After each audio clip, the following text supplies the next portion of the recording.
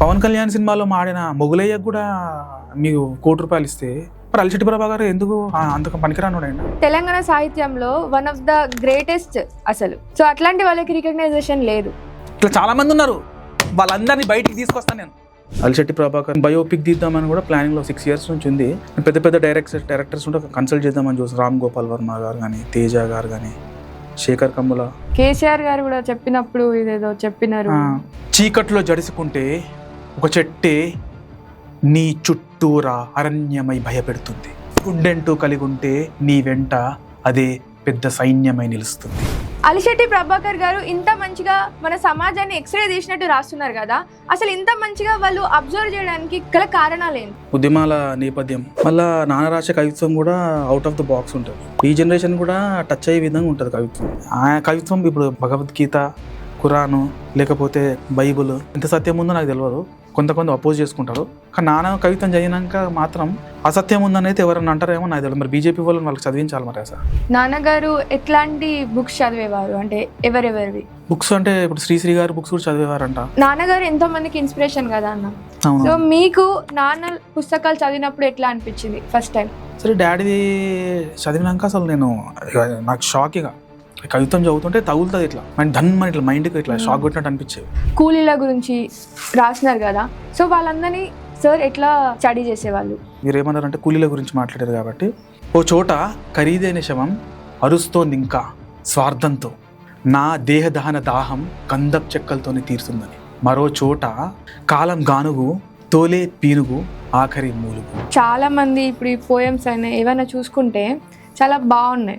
వీటిని సినిమా వాళ్ళకి డైలాగ్స్ లాగైనా లేకపోతే మూవీకైనా లిరిక్స్ అయినా రాస్తే సార్కి చాలా ఫేమ్ కావచ్చు, డబ్బులైనా వచ్చి ఉండేది, కానీ చేయలేదు. అంతే, సిద్ధాంతాలు కట్టుబడి ఉన్నాడు. నాన్నగారు ఏది రాసినా కూడా చాలా చిన్నగా, షార్ట్గా, క్లుప్తంగా రాస్తారు. సో ఆ రచన స్టైల్ ఎక్కడి నుంచి వచ్చింది? చెరబండరాజు నాకు తెలిసిన శ్రీశ్రీ గారిని ఫాలో అయినారని నాకు ఉన్న సమాచారం. ఈ జనరేషన్ వాళ్ళకి ఈ బుక్ ఎలా ఉపయోగపడుతుంది? వాళ్ళని వాళ్ళు మలుచుకోవడానికి, వాళ్ళని వాళ్ళు కాన్ఫిడెంట్ ఉండడానికి.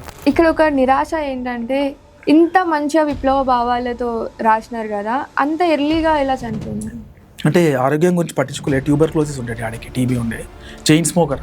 మీకు అప్పుడు ఆర్థికంగా ఎవరైనా హెల్ప్ చేసిరా? అంటే చెప్తే కోపం ఉంటుంది అందరికీ. ఇప్పుడు ఏమైందంటే ఎవరైనా ఆర్థికంగా పెద్దగా ఉన్నదే అమ్ముకున్నాడు. నాన్నగారికి, అలిశెట్టి ప్రభాకర్కి ఏదైనా గుర్తింపు వచ్చిందా గవర్నమెంట్ నుంచి? అంటే కేసీఆర్ సార్ డబుల్ బెడ్రూమ్ ఇచ్చినారు. నాన్నగారు సొసైటీలో ఉన్న ప్రాబ్లమ్స్ అన్ని ఏమున్నాయని చెప్పినారు. సొల్యూషన్స్ ఏమైనా చెప్పినారా? సొల్యూషన్స్ మనం ఎత్తుకోవాలా. మీరు ఫైనల్ గా ఏం చెప్దాం అనుకుంటున్నారు? నేనేం చెప్దామంటే ఉద్యమం చేయాల్సి.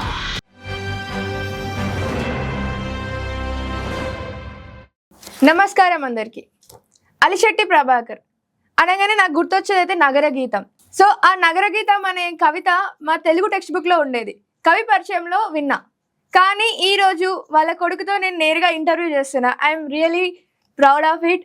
ఎందుకనంటే ఆ నగర గీతం అనేది నాకు చాలా యూనిక్ పర్స్పెక్టివ్ ఇచ్చింది. అంత ముందు దాకా చిన్నప్పుడు నీతి కథలు అట్లా విని విని ఒక రెవల్యూషనరీ, అంటే ఆ హైదరాబాద్ సిటీలో ఎంత దారిద్ర్యం ఉంది అనే దాని గురించి తను కళ్ళకు కట్టినట్టు చూపెడతారు. ఇప్పటికి కూడా పరిస్థితులు అట్లనే ఉన్నాయి.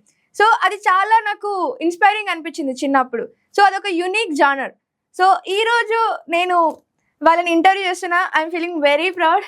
థ్యాంక్స్ అన్నా for coming. Thank you so much for inviting Pallavi. Thank you so much. Alishetti Prabhakar garu ఇంత మంచిగా మన సమాజాన్ని ఎక్స్రే తీసినట్టు రాస్తున్నారు కదా, అసలు ఇంత మంచిగా వాళ్ళు అబ్జర్వ్ చేయడానికి గల కారణాలు ఏంటి? అంటే ఎట్లా అబ్జర్వ్ చేసినారు సొసైటీని? అంటే అబ్జర్వేషన్ అంటే ఇప్పుడు మనకి జగిత్యాల, ఇప్పుడు మీరు కూడా కరీంనగర్ అన్నారు కదా మీది. సో కరీంనగర్ అప్పట్లో డిస్ట్రిక్ట్ ఉండేది, ఇప్పుడు ఇది కూడా టౌన్. ఇప్పుడు ఇది కూడా సెపరేట్ అయినట్టు కదా ఇప్పుడు ఇది కూడా. సో ఏంటంటే ఉద్యమాల నేపథ్యం అదొకటి. మళ్ళీ నాన్న రాసే కవిత్వం కూడా అవుట్ ఆఫ్ ద బాక్స్ ఉంటుంది. అందరు రాసినట్టు కవిత్వం చాలామంది రాస్తారు పేర్లు తీసుకొని, కానీ అంత టచ్ అయినట్టు అనిపించదు. ఈ జనరేషన్ కూడా టచ్ అయ్యే విధంగా ఉంటుంది కవిత్వం. ఏ జనరేషన్ అయినా, ఈ జనరేషన్ అయినా, పాత జనరేషన్ కానీ, సో టచ్ అయ్యే విధంగా ఉంటుంది. కాబట్టి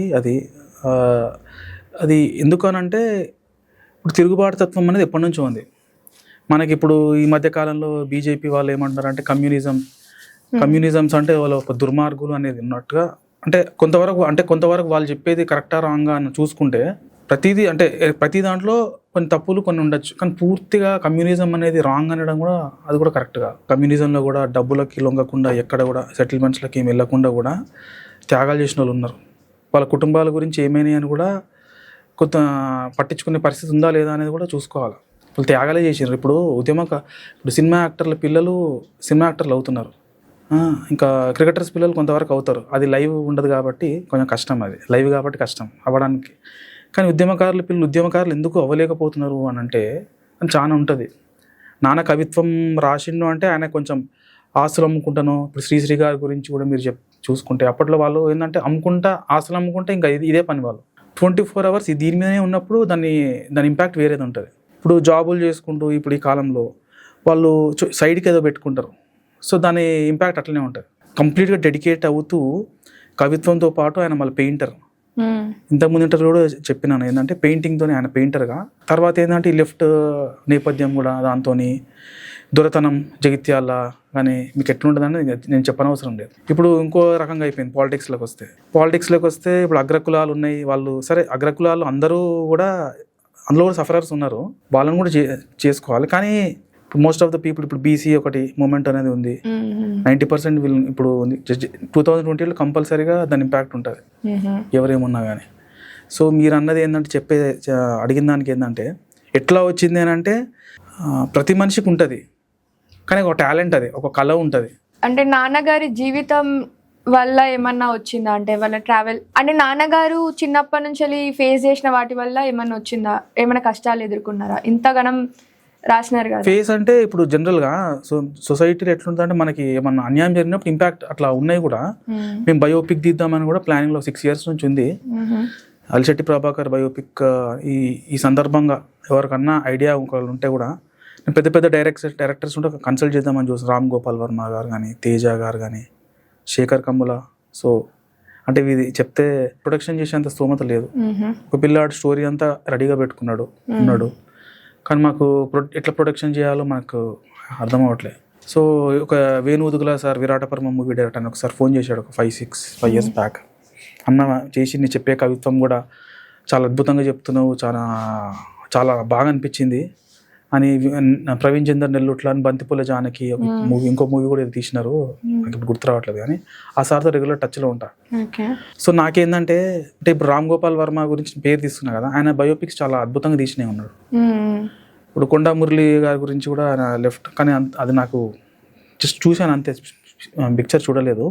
కాకపోతే ఆయన రక్త చరిత్ర కానీ, వంగవీటి, సో ఇంకా సర్కార్ లాంటి మూవీస్ కానీ పెద్ద డైరెక్టర్. అంటే ఆయన కొంచెం వేరే ఫీల్డ్ సక్సెస్ఫుల్ అయినాక కొందరు ఏంటంటే అది క్యారీ చేయలేరు, కొంచెం వేరే వాటిలో డైవర్షన్స్ అయినందువల్ల అట్లా అయిననేమో అనిపిస్తున్నాము. Is too talented. నాన్నది ఒకవేళ అట్లాంటి డైరెక్టర్ ఆ వారు కాకపోయినా తేజ గారు లేకపోతే శేఖర్ కమ్ముల సార్ అంటే బయోపిక్స్ తీయలేదు. కాకపోతే ఆయన కొంచెం నల్గొండ నుంచి అని విన్నాను. సో ట్రై చేస్తున్నా, ఎవరన్నా కూడా బయోపిక్ కోసం మనం ఏమన్నా తీయాలన్నా అనే ఆలోచన ఉంది. సో మీరు అడిగిన క్వశ్చన్ ఏంటంటే, మీరు అడిగిన దానికి ఇంకోటి ఏంటంటే తిరుగుబాటు తత్వం అనేది ఇప్పుడు జనరల్గా ఏంటంటే మనం జనరల్గా ప్రతి ఒక్కరికి ఉంటుంది. ఇప్పుడు మీరు ఉమెన్, మేము కొంచెం రియాక్ట్ భయపడం, కొన్నిసార్లు కొంతమంది భయపడతారు, ఎందుకులే అనుకుంటారు. కానీ ఒక లెవెల్ ఉంటుంది. ఏదైనా పిల్లని తీసుకెళ్ళి రూమ్లో వేసి బంధించినా కానీ తిరగబడుతుంది. సో అట్లనే ఆ తిరుగుబాటు తత్వం అనేది అట్లా ఆయనకి స్టార్ట్ నుంచి అట్లా ఉంది ఆయనకి. మా తాత కూడా కొంచెం ఒక టైప్ కొంచెం రెబల్గానే, ఒక దళితుడో ఎవరినో ఆయన గవర్నమెంట్ ఎంప్లాయ్ అప్పట్లోనే మేనేజర్గా ఏదో చేస్తుండే అంట. అంటే వారి కింద చాలా చిన్న పొజిషన్ ఉన్నదని అతని హయ్యర్ మా తాత కంటే కూడా పెద్ద అయినా కూడా ఎవరు కొంచెం కించపరిచినట్టుగా చేస్తే దానికి రివోల్ట్ అనేది అది కొంచెం అట్లా నేపథ్యం అనేది ఉంది. తాత నుంచి మా డాడీకి రావడము, డాడీ కంప్లీట్గా ఆ టైం కొంచెం యంగ్ ఏజ్ కదా, యంగ్ ఏజ్లో ఆయన సమ్ టీనేజెస్లో ఉన్నప్పుడు అది ఆ ఇంపాక్ట్ వేరే ఉంటుంది. టీనేజ్లో మనం ఏదన్నా పని ఇది చేద్దామని అనుకున్నప్పుడు అది క్యారీ అవ్వడానికి ఉంటుంది. సో ఆయన కంప్లీట్గా అదే అందులోనే వెళ్ళిపోయినాడు. నాన్నగారు ఎట్లాంటి బుక్స్ చదివేవారు? అంటే ఎవరెవరివి బుక్స్ అంటే ఇప్పుడు శ్రీశ్రీ గారి బుక్స్ కూడా చదివేవారంట, చెరబండ రాజు గారి, వాళ్ళందరూ ఇన్స్పైర్ అయ్యే నాన్న కూడా కవిత్వం రాయడం స్టార్ట్ చేసినారంట. కాకపోతే వాళ్ళని ఇప్పుడు ఒకవేళ బ్రతుకుంటే తెలంగాణ ఉద్యమంలో కానీ ఆయన చాలా ఇంపాక్ట్ ఉండేది. సో చాలా అసలు ఎందుకంటే కంపారిజన్ చేసుకుంటే ఇప్పుడు ఎవరైతే శ్రీశ్రీ గారు 73 సంవత్సరాలు చనిపోయినప్పుడు ఆయన 73, డాడీ చనిపోయినప్పుడు 39. అయినా ఈ 33 years వరకు 20 yearsలో కొంచెం గ్యాప్ వచ్చిన. సో ఎక్కడంటే 2013, 93లో చనిపోతే 2013 వరకు చాలా గ్యాప్ వచ్చింది. ఎవరు పట్టించుకోలేదు. I'm sorry to say this.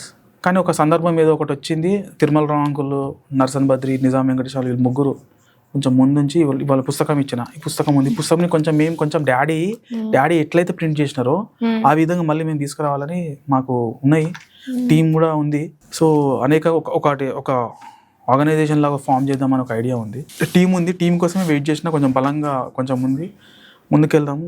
సరే రాబోయే రోజుల్లో చేద్దామని అనేక ఆలోచనలు ఉన్నాయి, ఐడియాస్ ఉన్నాయి. ఇప్పుడు ఉండే రాజకీయాలు కూడా చూస్తుంటే కూడా చాలా బాధగా ఉంది. ఇప్పుడు వెరీ హ్యాపీ టీవీకే విజయ్, తలపతి విజయ చాలా అసలు ఇట్ ఈస్ రియల్లీ మెస్మరైజింగ్. చాలా హ్యాపీ అనిపించింది. ఎందుకంటే జనరల్గా ఏంటంటే డబ్బుల గురించే అందరు అనుకుంటారు, డబ్బులు ఉంటేనే అంటే ఇప్పుడు ఆ విధంగా చూసుకుంటే అంతకుముందు ఎవరైతే గతంలో ఉన్న గవర్నమెంట్లో వాళ్ళ దగ్గర ఎక్కువ డబ్బు ఉండాలి. ఆ విధంగా చూసుకుంటే అంతకుముందు అట్లా, కానీ అట్లా డబ్బు ఉన్న వాళ్ళే ప్రతిసారి గెలవట్లేదు. కొంచెం ఇది థింకింగ్ కూడా చేంజ్ అవ్వాలా. కొంచెం యువత కూడా ఇంకోటి ఏంటంటే ఎట్లా ఉన్నారంటే సరే అనేకంగా మాట్లాడుతున్నారు యువత గురించి. కాకపోతే ఒకటి ఏంటంటే ఎవరైతే త్యాగాలు చేసినారో వాళ్ళ గురించి మనం పట్టించుకుంటలేము. ఇప్పుడు మొన్న బీసీ మీటింగ్ అయితే కూడా 10 మందిని పిలిచి 2 వస్తున్నారంటే అసలు వాళ్ళ థింకింగ్ ఎట్లుందంటే 1200 మంది చనిపోతే తెలంగాణ వచ్చినాక కొంత లాభపడ్డం ఉంది. సరే దాని మన ప్రోస్ కాన్స్ ఉంటాయి, ప్రతిదానికి ఉండొచ్చు. క్వశ్చనింగ్ ఉన్నప్పటికీ చచ్చిన వాళ్ళకి ఎంతవరకు లాభపడడం అనేది అసలు ఎవరికి వాళ్ళకి కనీసం గుర్తింపు లేదని బాధ ఉంది. సో ఈ టైంలో మరి ఎట్లా ఉద్యమాలను చాలా పెద్దవాళ్ళు మాట్లాడుతారు, రావట్లేరు, మీరు రావాలి, తెలంగాణ ఉద్యమాలు ఈ రోల్ ప్లే చేసిన అంటే మరి చేసిన వాళ్ళకి ఏది గుర్తింపు, అసలు వాళ్ళని ఏ విధంగా మనం పట్టించుకున్నాం. పొలిటీషియన్స్ అంతవరకు మాట్లాడతారు, మనం కూడా ఇంటర్వ్యూస్లో మాట్లాడతాం, అంటే తప్పుపడ్డాం మనం కదా. నన్ను ఒకరు అన్నారు, నువ్వు చేయి మరి సంగ్రహం, నువ్వు మాట్లాడుతున్నాను. సరే చేద్దామనే ఉంది. కొంచెం నేను కూడా నిరుదొక్కు కావాలి, దానికి సపోర్ట్ ఉంటుంది, ఫినాన్షియల్ బ్యాక్గ్రౌండ్ సపోర్ట్ కావాలి, దానికోసం ప్రయత్నం చేస్తున్నా. అయితే మాత్రం కంప్లీట్గా ఇవ్వాలని ఉంది. డాడీలాగా త్యాగాలు చేసిన వాళ్ళు ఎవరైతే ఉన్నారో వాళ్ళ త్యాగం వృధా కాకూడదు. సో కొంచెం నాకేంటంటే డాడీది కొంచెం టచ్ ఉంది, కొంచెం నాకు ఐడియాలజీ నాకు చాలా అపోజ్ ఉంటుంది. ఇప్పుడు మీకు ఎట్లయితే యాజ్ అ ఉమెన్ మీకు ఎంత సపోర్ట్ దొరికిందో ఫ్యామిలీ నుంచి, బయట నుంచి, సేమ్ నాకు nobody in my family supports me, my brother, my mother. నేను మ్యూజిక్లో ఉన్నా, అది చాలా కష్టంగా సపోర్ట్ అంటే లాక్కోవడమే. ఇప్పుడు గద్దర్ ఒక మాట అంటారు, అడుక్కుంటే కాదరా గుద్దు గుంజుకో అని. సో అదే టైం మన హక్కుల కోసం మనమే కొట్లాడాలా. సో అట్లానే ఇప్పుడు ఈ టీవీకే విజయ్ చాలా సమ్ రెవల్యూషన్ ఇది. ఈ సందర్భంగా ఓటు గురించి రీసెంట్గా కేటీఆర్ గారు మాట్లాడినారు, నాన్నగారి కవిత చెప్పుకుంటూ అసెంబ్లీలో. అది ఏమైనా మీకు తెలుసా? అది ఆ కవిత దృశ్యం కవిత. ఓటు గురించి కూడా చెప్తా, గురించి కూడా మాట్లాడారు, గతంలో మాట్లాడారు. మొన్న లేబర్ డే సందర్భంగా మాట్లాడిన కవిత చెప్తా. దాని పేరు దృశ్యం. పారదర్శకంగా కురుస్తున్న రక్తవర్షం చెమట నదిగా రూపాంతరం చెంది ప్రవహించటం మీరెప్పుడన్నా చూసారా? హరితంగా నల్లరేగడి నేల మీద సృజయించిన నాగల లిపిని మీరెప్పుడన్నా చదివారా? కర్మాగారాల కొలిమిలో కనకనా మండుతున్న కండరాల ఎరుపుని మీరెప్పుడన్నా కనుగొన్నారా? ఇంతకీ పాలరాతి బొమ్మైనా, పార్లమెంట్ భవనమైన వాడు చుడితేనే శ్రీకారం, వాడు కడితేనే ఆకారం. ఇది కేటీఆర్ గారు చెప్పిన కవిత. అంటే లాస్ట్ 4 లైన్స్ చెప్పినారు. సో ఇది యాక్చువల్ కవిత ఇది. సో ఇది ఓటు గురించి కూడా మీరు అన్నట్టుగా కేటీఆర్ సార్ కూడా చెప్పినారు, కొంతవరకు చెప్పినారు. సో నేను పూర్తి చెప్తా. జాగ్రత్త కవిత పేరు. జాగ్రత్త, ప్రతి ఓటు ఒక నీ పచ్చినెత్తురు మాంసం ముద్ద, చూస్తూ వేయకు ఏదో గద్దకి, ఇది కాగితం మీద గుర్తు కాదు, జీవితం కింద ఎర్తు. తూర్పో పడమరో నాకు కావాల్సింది వెళ్తురు అనుకోకు, వెళ్తురుని పంచే సూర్యుడే కావాలి, అందరం కలిసి తేవాలి. అందుకోసం ప్రతి శ్వాస ఒక ధ్యాసగా మారాలి, ప్రతి అణువు ఒకటై చేరాలి. ఈ నినాదాల పాదాల కింద తొక్కుడు పడిపోకండి, ఈ వాగ్దానాల వజ్రాయుధాలకు బలి అసలే కాకండి అనేది చెప్పినారు ఓటు గురించి. చాలా బాగుంది అండి. అంటే మాంసం ముద్ద ఏ గద్దకు వేయకండి అని చెప్పి. అంటే ఓటు గురించి ఇట్లా ఏంటంటే జనాలు కొంచెం నిజాయితీ పరులు ఉన్నారా కదా అని చూసుకోవాలి. అంటే ఇప్పుడు ఏమంటున్నా అంటే ఎడ్యుకేటెడ్ పీపుల్ రావాలి. ఎడ్యుకేటెడ్ పీపుల్ ఉన్నప్పటికీ ఎడ్యుకేటెడ్ పీపుల్ కరెక్ట్ అయితే మాత్రం ఇంకా నాశనం పట్టిస్తారు దేశాన్ని.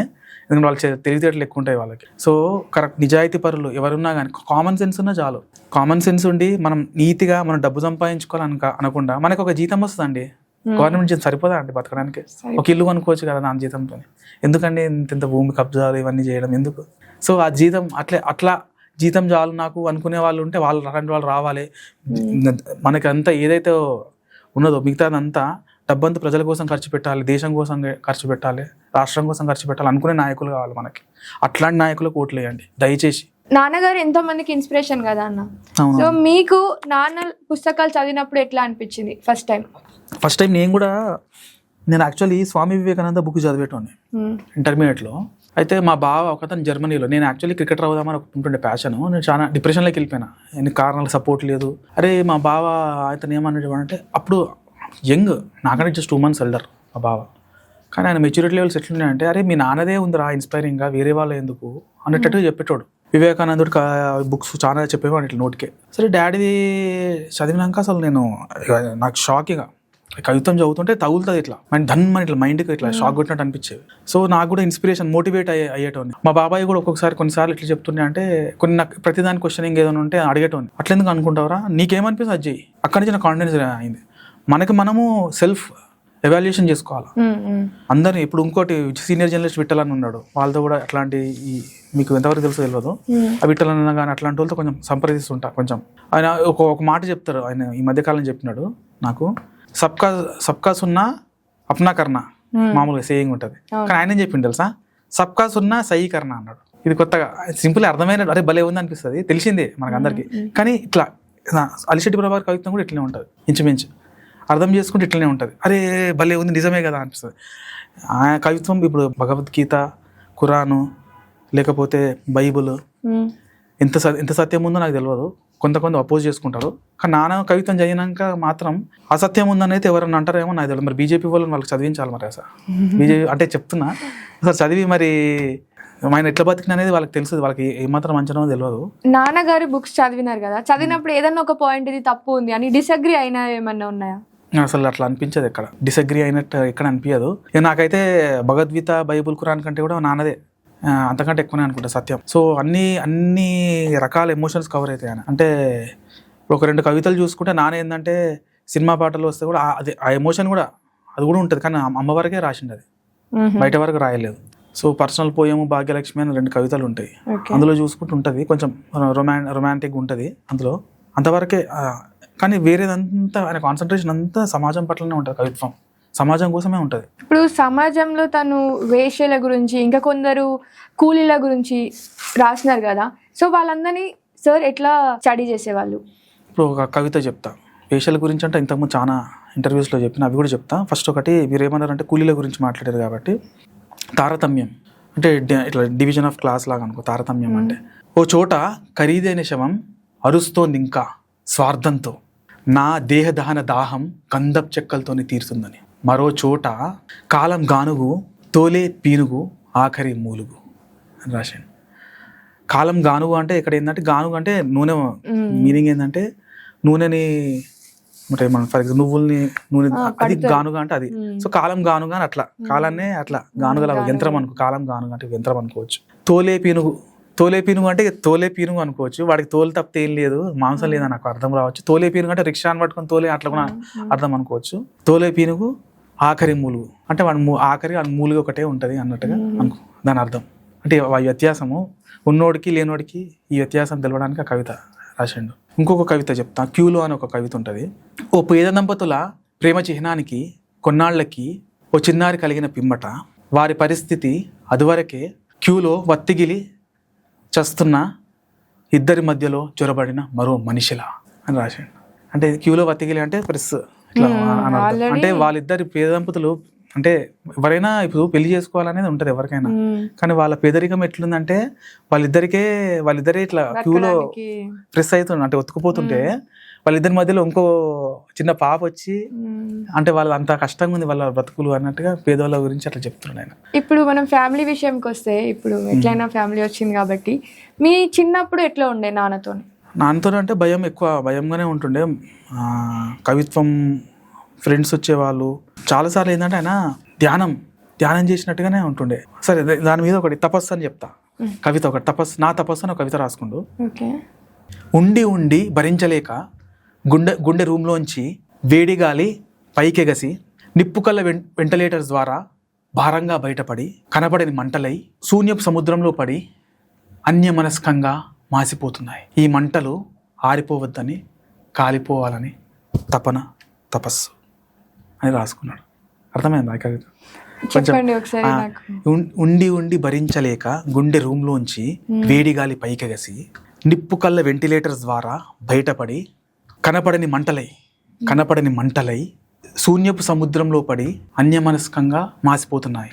అంటే అన్యమనస్కంగా అంటే కాన్సన్ట్రేషన్ లేకుండా మాసిపోతున్నాయి అని అంటుండే. ఆయన లోపల ఉన్న బాధ గురించి చెప్తున్నాను, ఎంతో ఆవేదన, ప్రజల గురించి ఆలోచించేదో ఏదో బాధ ఆయన గురించా, మొత్తం సమాజం పట్లనే ఆయన గురించి అంత ఆలోచన అంతా. సో ఆయన బాధ ఇట్లా వ్యక్తం చేసిండు అక్కడ, అన్యమనస్కంగా మాసిపోతున్నాయి ఈ మంటలు ఆరిపోవద్దని. ఇప్పుడు మనకు బాధ కలిగితే జనరల్గా ఏమవుతుందంటే కొంతసేపు బాధపడతాం, తర్వాత నార్మల్ అయిపోతుంది. కానీ ఆ మంటలు, ఆ బాధ అనేది, ఆ మంటలు ఆరిపోవద్దని, కాలిపోవాలని, అంటే కాలిపోతూనే ఉండాలని అని అర్థం.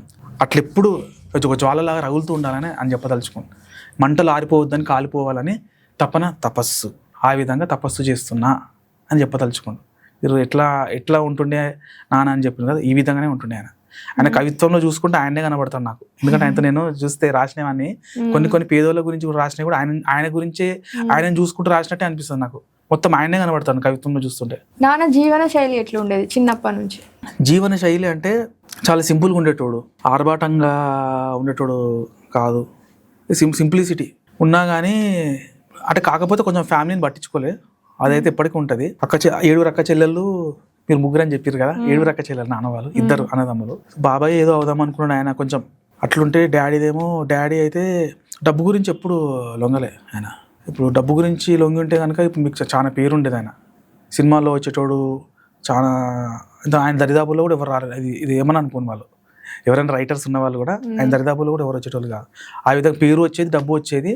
కానీ అది అందులో అట్లా ఉండడం వల్ల సింప్లిసిటీగా ఉన్న వాళ్ళకే కొంచెం ఎక్కువ రికగ్నిషన్ వస్తుంది అని కొంచెం బాధగా ఉంది. అంటే ఇప్పుడు చాలా మంది ఇప్పుడు ఈ పోయమ్స్ అయినా ఏమైనా చూసుకుంటే చాలా బాగున్నాయి. వీటిని సినిమా వాళ్ళకి డైలాగ్స్ లాగైనా లేకపోతే మూవీకి అయినా లిరిక్స్ అయినా రాస్తే సార్కి చాలా ఫేమ్ కావచ్చు, డబ్బులైనా వచ్చి ఉండేది. కానీ చేయలేదు. ఎందుకని చేయలేదు? అంటే సిద్ధాంతాలకు కట్టుబడి ఉండే మనిషి అంతే, సిద్ధాంతాలకు కట్టుబడి ఉన్నాడు బతకడానికి కోసం. ఇప్పుడు ఆయన చనిపోయే ముందర ఫ్రేమ్స్, పెద్ద ఫ్రేమ్స్ చేసి, ఆరోగ్యంకి మందులకు డబ్బులు లేవు, ఉన్న ఆస్తి కూడా అయిపోయింది అప్పటికల్లా. ఉన్నంత వరకు ఒకటేదో పెడితే అది కూడా కొంచెం డబ్బులు వచ్చింది, రాలేదు, ఇంకా వచ్చేది ఉండే. ఇటు బతకాలి కదా. అయితే కవిత్వం రాసి ఫోటోగ్రఫీ ఉండే కానీ, పెయింటింగ్ కానీ వేసి ఫోటోగ్రఫీ ఉంటుండే, చేసి పెద్ద ఫ్రేమ్స్ చేసి పెట్టుకుంటే నిజాం వెంకటేశం అంకుల్ గుర్తుంది, ప్రభాకర్ ఇది నాకు ఇయ్యా, నేను తీసుకుంటాను, ఇంట్లో పెట్టుకుంటే ఏదో చేసి 1500 అట్లా కొన్ని అట్లా చేసి ఫ్రెండ్స్కి ఇచ్చేసి అట్లా డబ్బులు అంతవరకు అది బ్రతకడానికి కోసం, మందుల కోసం. అంతేగాని లగ్జరీ కోసం ఎప్పుడు పాటుపడలే ఆయన. లగ్జరియస్ ఉండాలా అనేది అనుకుంటే వేరేలాగా ఉంటుండే. సో ఇప్పుడు నా క్వశ్చన్ ఏంటంటే అన్న, ఒకవేళ నాన్నగారు డబ్బులు తీసుకొని అట్లా ఫేమస్ అయ్యి ఉంటే బాగుండేదని మీకు ఎప్పుడైనా అనిపించిందా ఇప్పుడు మీరున్న సిచ్యువేషన్ కి? అంటే చిన్నప్పుడు అట్లా అనిపించేది, కానీ మా నాన్ననే గర్వంగా అనిపిస్తుంది. వేరే గర్రెలు ఎగరేసుకొని చెప్తాను, అయ్య గ్రేట్ రా అని గర్రెలు ఎగరేసుకొని గర్వంగా ఫీల్ అవుతా. ఇంకో జన్మ ఉంటే మా అయ్యకే పుట్టాలి, ఆయన కడుపునే పుట్టాలి, నాతో ఉండాలి. మా నాన్న ఉంటే వేరేలా ఉంటుండే. ఇంకా నేను అది అట్లుంటుండే, గర్వంగా ఫీల్ అవుతా. ఎందుకంటే నీతిగా బతికింది మా అయ్య. డబ్బులు ఉన్న వాళ్ళు ఎంతమంది పొలిటీషియన్స్ ఉన్నారు, డబ్బులు కోట్ల రూపాయలు సంపాదించుకొని తిడతారు ప్రజలు. మా నాన్నని తిట్టమనండి, ధైర్యం సరిపోదు. ప్రేమ, స్వచ్ఛంగా ప్రేమ తన్నుకొని వస్తుంటుంది లోపల నుంచి. నన్ను కలిసినప్పుడు నాన్న గురించి తెలిసిన వాళ్ళకి, మీ సార్ వచ్చింది కదా, ఆయనకు నేను తెలుసా, తెలియదు ఎంత ప్రేమగా నన్ను స్వీకరించారు. అది సంపాదించి పెట్టి మా నాన్న. రాజకీయ నాయకులు కోట్లు సంపాదించి పెట్టి పిల్లలకి ఒకటి ఉంటుంది మనకి సేయింగ్, మనకి ఏంటంటే ఇప్పుడు వంశపారంపర్యంగా ఏమైనా ఆస్తుపాస్తులు వస్తాయి, దాంతోపాటు రోగాలు కూడా వస్తాయి, పుణ్యపాపాలు కూడా వస్తాయి. అట్లా ఆ పుణ్యం ఏదైనా ఉంటుంటారు కదా, అది మాకు వంశపారంగా నాకు ఇచ్చింది మాకు, అది క్యారీ ఫార్వర్డ్ తీసుకెళ్లాలని ఉంది. ఇప్పుడు మీరు అలిశెట్టి గారి కొడుకు అని గర్వంగా చెప్పుకుంటారు సొసైటీలో. ఇప్పుడు మీరు ఎక్కడికైనా వెళ్ళినా కూడా మీకు ఏమంటారు, గౌరవం అనేది ఎవరి చోట ఉంటుంది. కొంచెం కవిత్వం నేను చెప్పే స్టైల్ ఇప్పుడు ఒకటి కొత్త రకంగా నేను తీసుకొస్తున్నా ఇది కవిత్వం. ఇప్పుడు నన్ను చూసి కొంచెం యువతలో కూడా డాడీ కొంచెం కవిత్వం చెప్పడానికి స్టైల్, అంటే నా అంత ఇంపాక్ట్, అంటే గొప్పలు చెప్పాను, నా అంత ఇంపాక్ట్ వాళ్ళకి అంత టైం ఇవ్వలేకపోయినా, వాళ్ళకి అంత అవగాహన లేకున్నా ఆ స్టైల్ తీసుకొచ్చిన. అంటే నేను సాయి కుమార్ సార్ కూడా శ్రీశ్రీ గారి గురించి చెప్పడం స్టార్ట్, అంటే నేను వేరే కవుల గురించి చెప్పాలని నాకు కూడా ఉంటుంది. కానీ నాన్న కవిత్వం చేయడానికి ఇంకా నాకు టైం పడతలేదు, ఇంకా టైం ఉంది నాకు. నేను పట్టించుకోవాలి, నాన్న గురించి ఎవరు పట్టించుకోలేదు. వాళ్ళు ఆల్రెడీ శ్రీశ్రీ గారు కానీ వీళ్ళకి తెలుసు ఆల్రెడీ. సాయి కుమార్ గారు చాలా ఫేమస్ కవిత ఉంది శ్రీశ్రీ గారిది, చాలా బాగా చెప్తారు ఆయన. సో ఈ స్టైల్ నేను తీసుకొచ్చిన నేను ఫీల్ అవుతా. అంతకుముందు ఎవరు ఇట్లా, ఇది నాకేదో కొత్తగా వచ్చింది కాదు. నా ఏజ్ 42, నాకు 25 years నుంచి నాకు ఇది ఉంది. అంటే నేను ఒక డిగ్రీ ఫైనల్ ఇయర్లో ఉన్నప్పుడు స్కిట్ వేసేటవాడిని. ఆ సార్ తెలుగు మాస్టర్ కొంచెం ఎట్లా చెప్పాలి డైలాగ్ అందులో వేసినప్పుడు, అందులో అన్ని రకాల మాడ్యులేషన్స్ ఉంటాయి, కామెడీ ఉంటుంది, సీరియస్ ఉంటుంది. సో అవి అక్కడ నేర్చుకున్నా.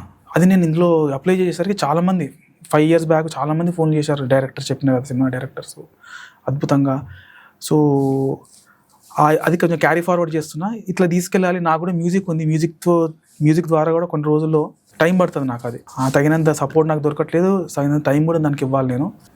అదే అండి, ఇప్పుడు మీరు టైం దొరకట్లేదు అని అంటున్నారు, కానీ మన మాజీ సీఎంఏ జగిత్యాల మీటింగ్ లో మన నాన్నగారి కవిత చెప్పినారు. సో మీరు ఎందుకు రికగ్నిషన్ లేదనుకుంటున్నారు? ఉంది కదా రికగ్నిషన్, ఇప్పుడు కేటీఆర్ మాట్లాడినారు, కేసీఆర్ చెప్తున్నారు. రికగ్నిషన్ ఉంది, కానీ ప్రజలకి అంత రీచ్ లేదు. ఇప్పుడు అంతమందికి తెలుసా? నార్మల్ పీపుల్ ఎవరు? ఇప్పుడు మీరు వేషాల గురించి అడిగినారు ఇందాక కవితలు, ఎంతమంది వేషాలకి తెలుసు? అలిశెట్టి తెలుసు, అలిశెట్టి ప్రభాకర్. శ్రీశ్రీ అంటే తెలిసి ఉంటుంది వాళ్ళకి, ఎందుకంటే సినిమాల్లో రాసినారు కాబట్టి. సిరివెన్నెల సీతారామ శాస్త్రి అంటే కూడా వినే ఉంటారు, ఎందుకంటే త్రివిక్రమ్ శ్రీనివాస్ పెద్ద దాని నుంచి సిరివెన్నెల సీతారామ శాస్త్రి అంటే తెలియని వాళ్ళు ఎవరు ఉండరు. సో సినిమా రంగంలో వచ్చినప్పుడు తెలిసే అవకాశం ఉంటుంది. అందుకే నేను ఏంటంటే డిజిటల్ ప్లాట్ఫామ్ అనేది మా నాన్న ఉన్నప్పుడు డిజిటల్ ప్లాట్ఫామ్ లేకుండే, చాలా తక్కువ ఉండే. మనకే 2011 ఆ 13 టైంలో వచ్చింది. లాస్ట్ ఒక 10 years 12 years అవుతుంది మనకి. ఈ డిజిటల్ ప్లాట్ఫామ్ టైంలో ఉంటుంటే చాలా దీన్ని ఏమైనా యూజ్ చేయాలని. బయోపిక్ పెద్ద ద్వారా ఉంటే చరిత్రలు నిలిచిపోవాలా. నేను చచ్చేలోపు మా నాన్నని అక్కడ ఉంచాలి. నేను మా నాన్న ఏమనుకున్నాడంటే మా నాన్నమ్మతో తిట్టినప్పుడు వాళ్ళు ఏందిరా బిడ్డ నువ్వు గిట్లా చేస్తున్నావు, పైసలు మొత్తం ఖర్చు పెట్టి ఫ్రెండ్స్కో బయట మొత్తం ఖర్చు పెట్టేటోడు, ఇంట్లో ఏముండకపో తిడుతుండే, గొడవ అవుతుంది కదా. సో అయినప్పుడు అమ్మ నీకు ఇప్పుడు తెలియదే అమ్మా, నేను చచ్చినాక తెలుస్తున్నాడు. కానీ ఆయన ఏ విధంగా అనుకున్నాడో ఆ స్థాయికి నేను ఇంకా రీచ్ అవ్వలేదని నేను ఫీల్ అవుతా. కేసీఆర్ గారు 1-2 చెప్పారు, ఇంకా వాడమని చెప్తా.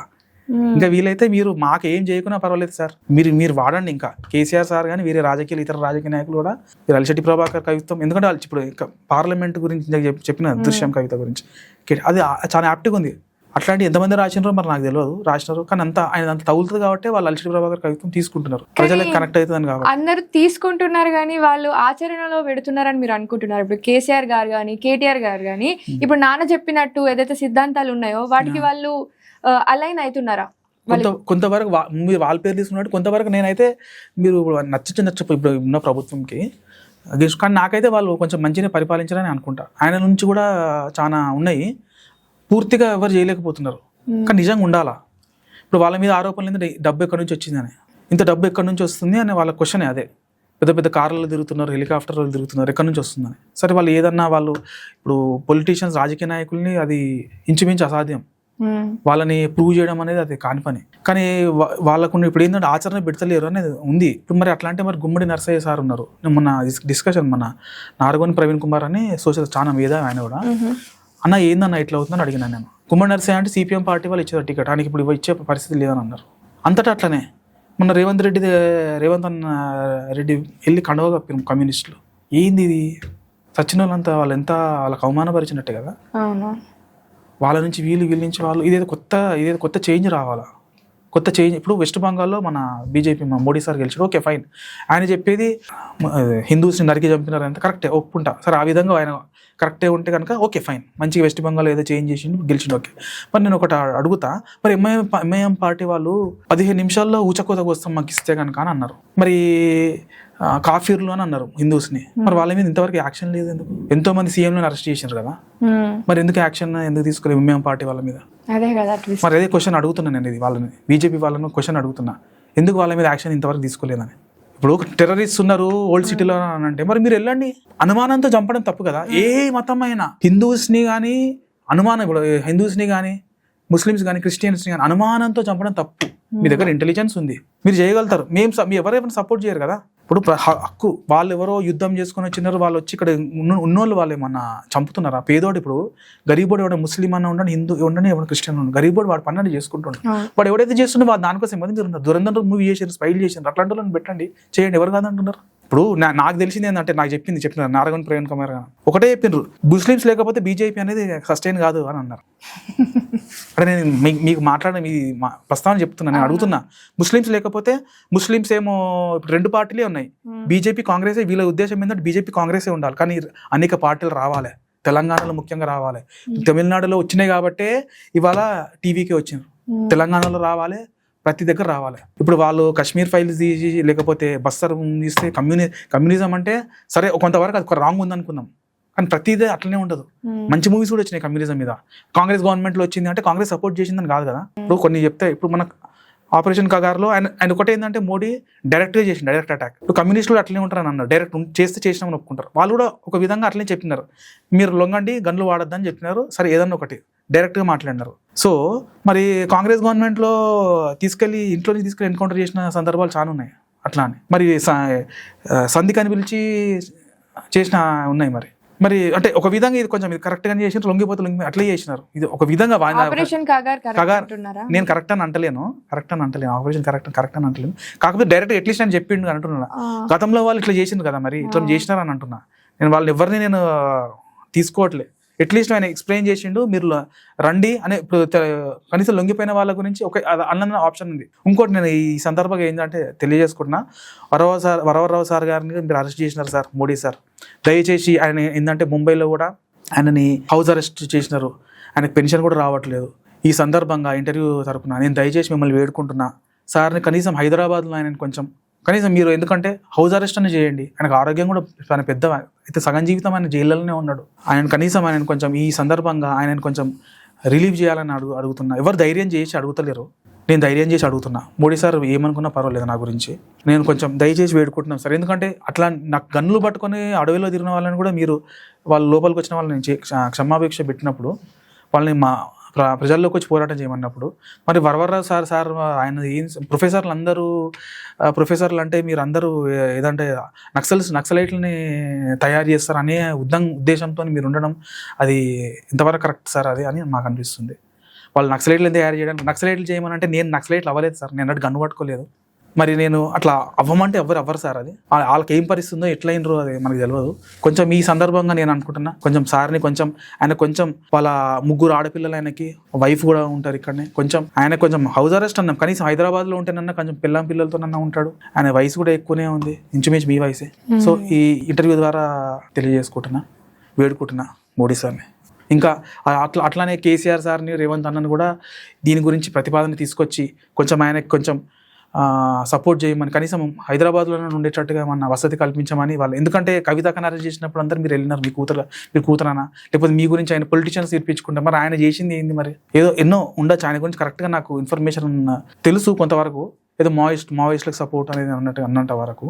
కానీ మీరు కొంచెం దయదలిచి చూడమని వేడుకుంటున్నా అందరినీ కూడా. కేసీఆర్ సార్, రేవంత్ అన్న కూడా ఈ విషయంలో కొంచెం మీరు ప్రస్తావన తీసుకెళ్ళి ఆయన కొంచెం ఏదన్నా ఆయనకి వెసులుబాటు కల్పించమని, వరవర సార్కి వెసులుబాటు కల్పించమని నేను కోరుకుంటున్నా, వేడుకుంటున్నా. నాన్నగారు ఏది రాసినా కూడా చాలా చిన్నగా, షార్ట్గా, క్లుప్తంగా రాస్తారు. సో ఆ రచన స్టైల్ ఎక్కడి నుంచి వచ్చింది, అండ్ తన పైన శ్రీశ్రీ గారిది లేకపోతే ఆరుద్ర గారిది ఏమన్నా ఇంపాక్ట్ ఉందా? ఖచ్చితంగా ఉంది.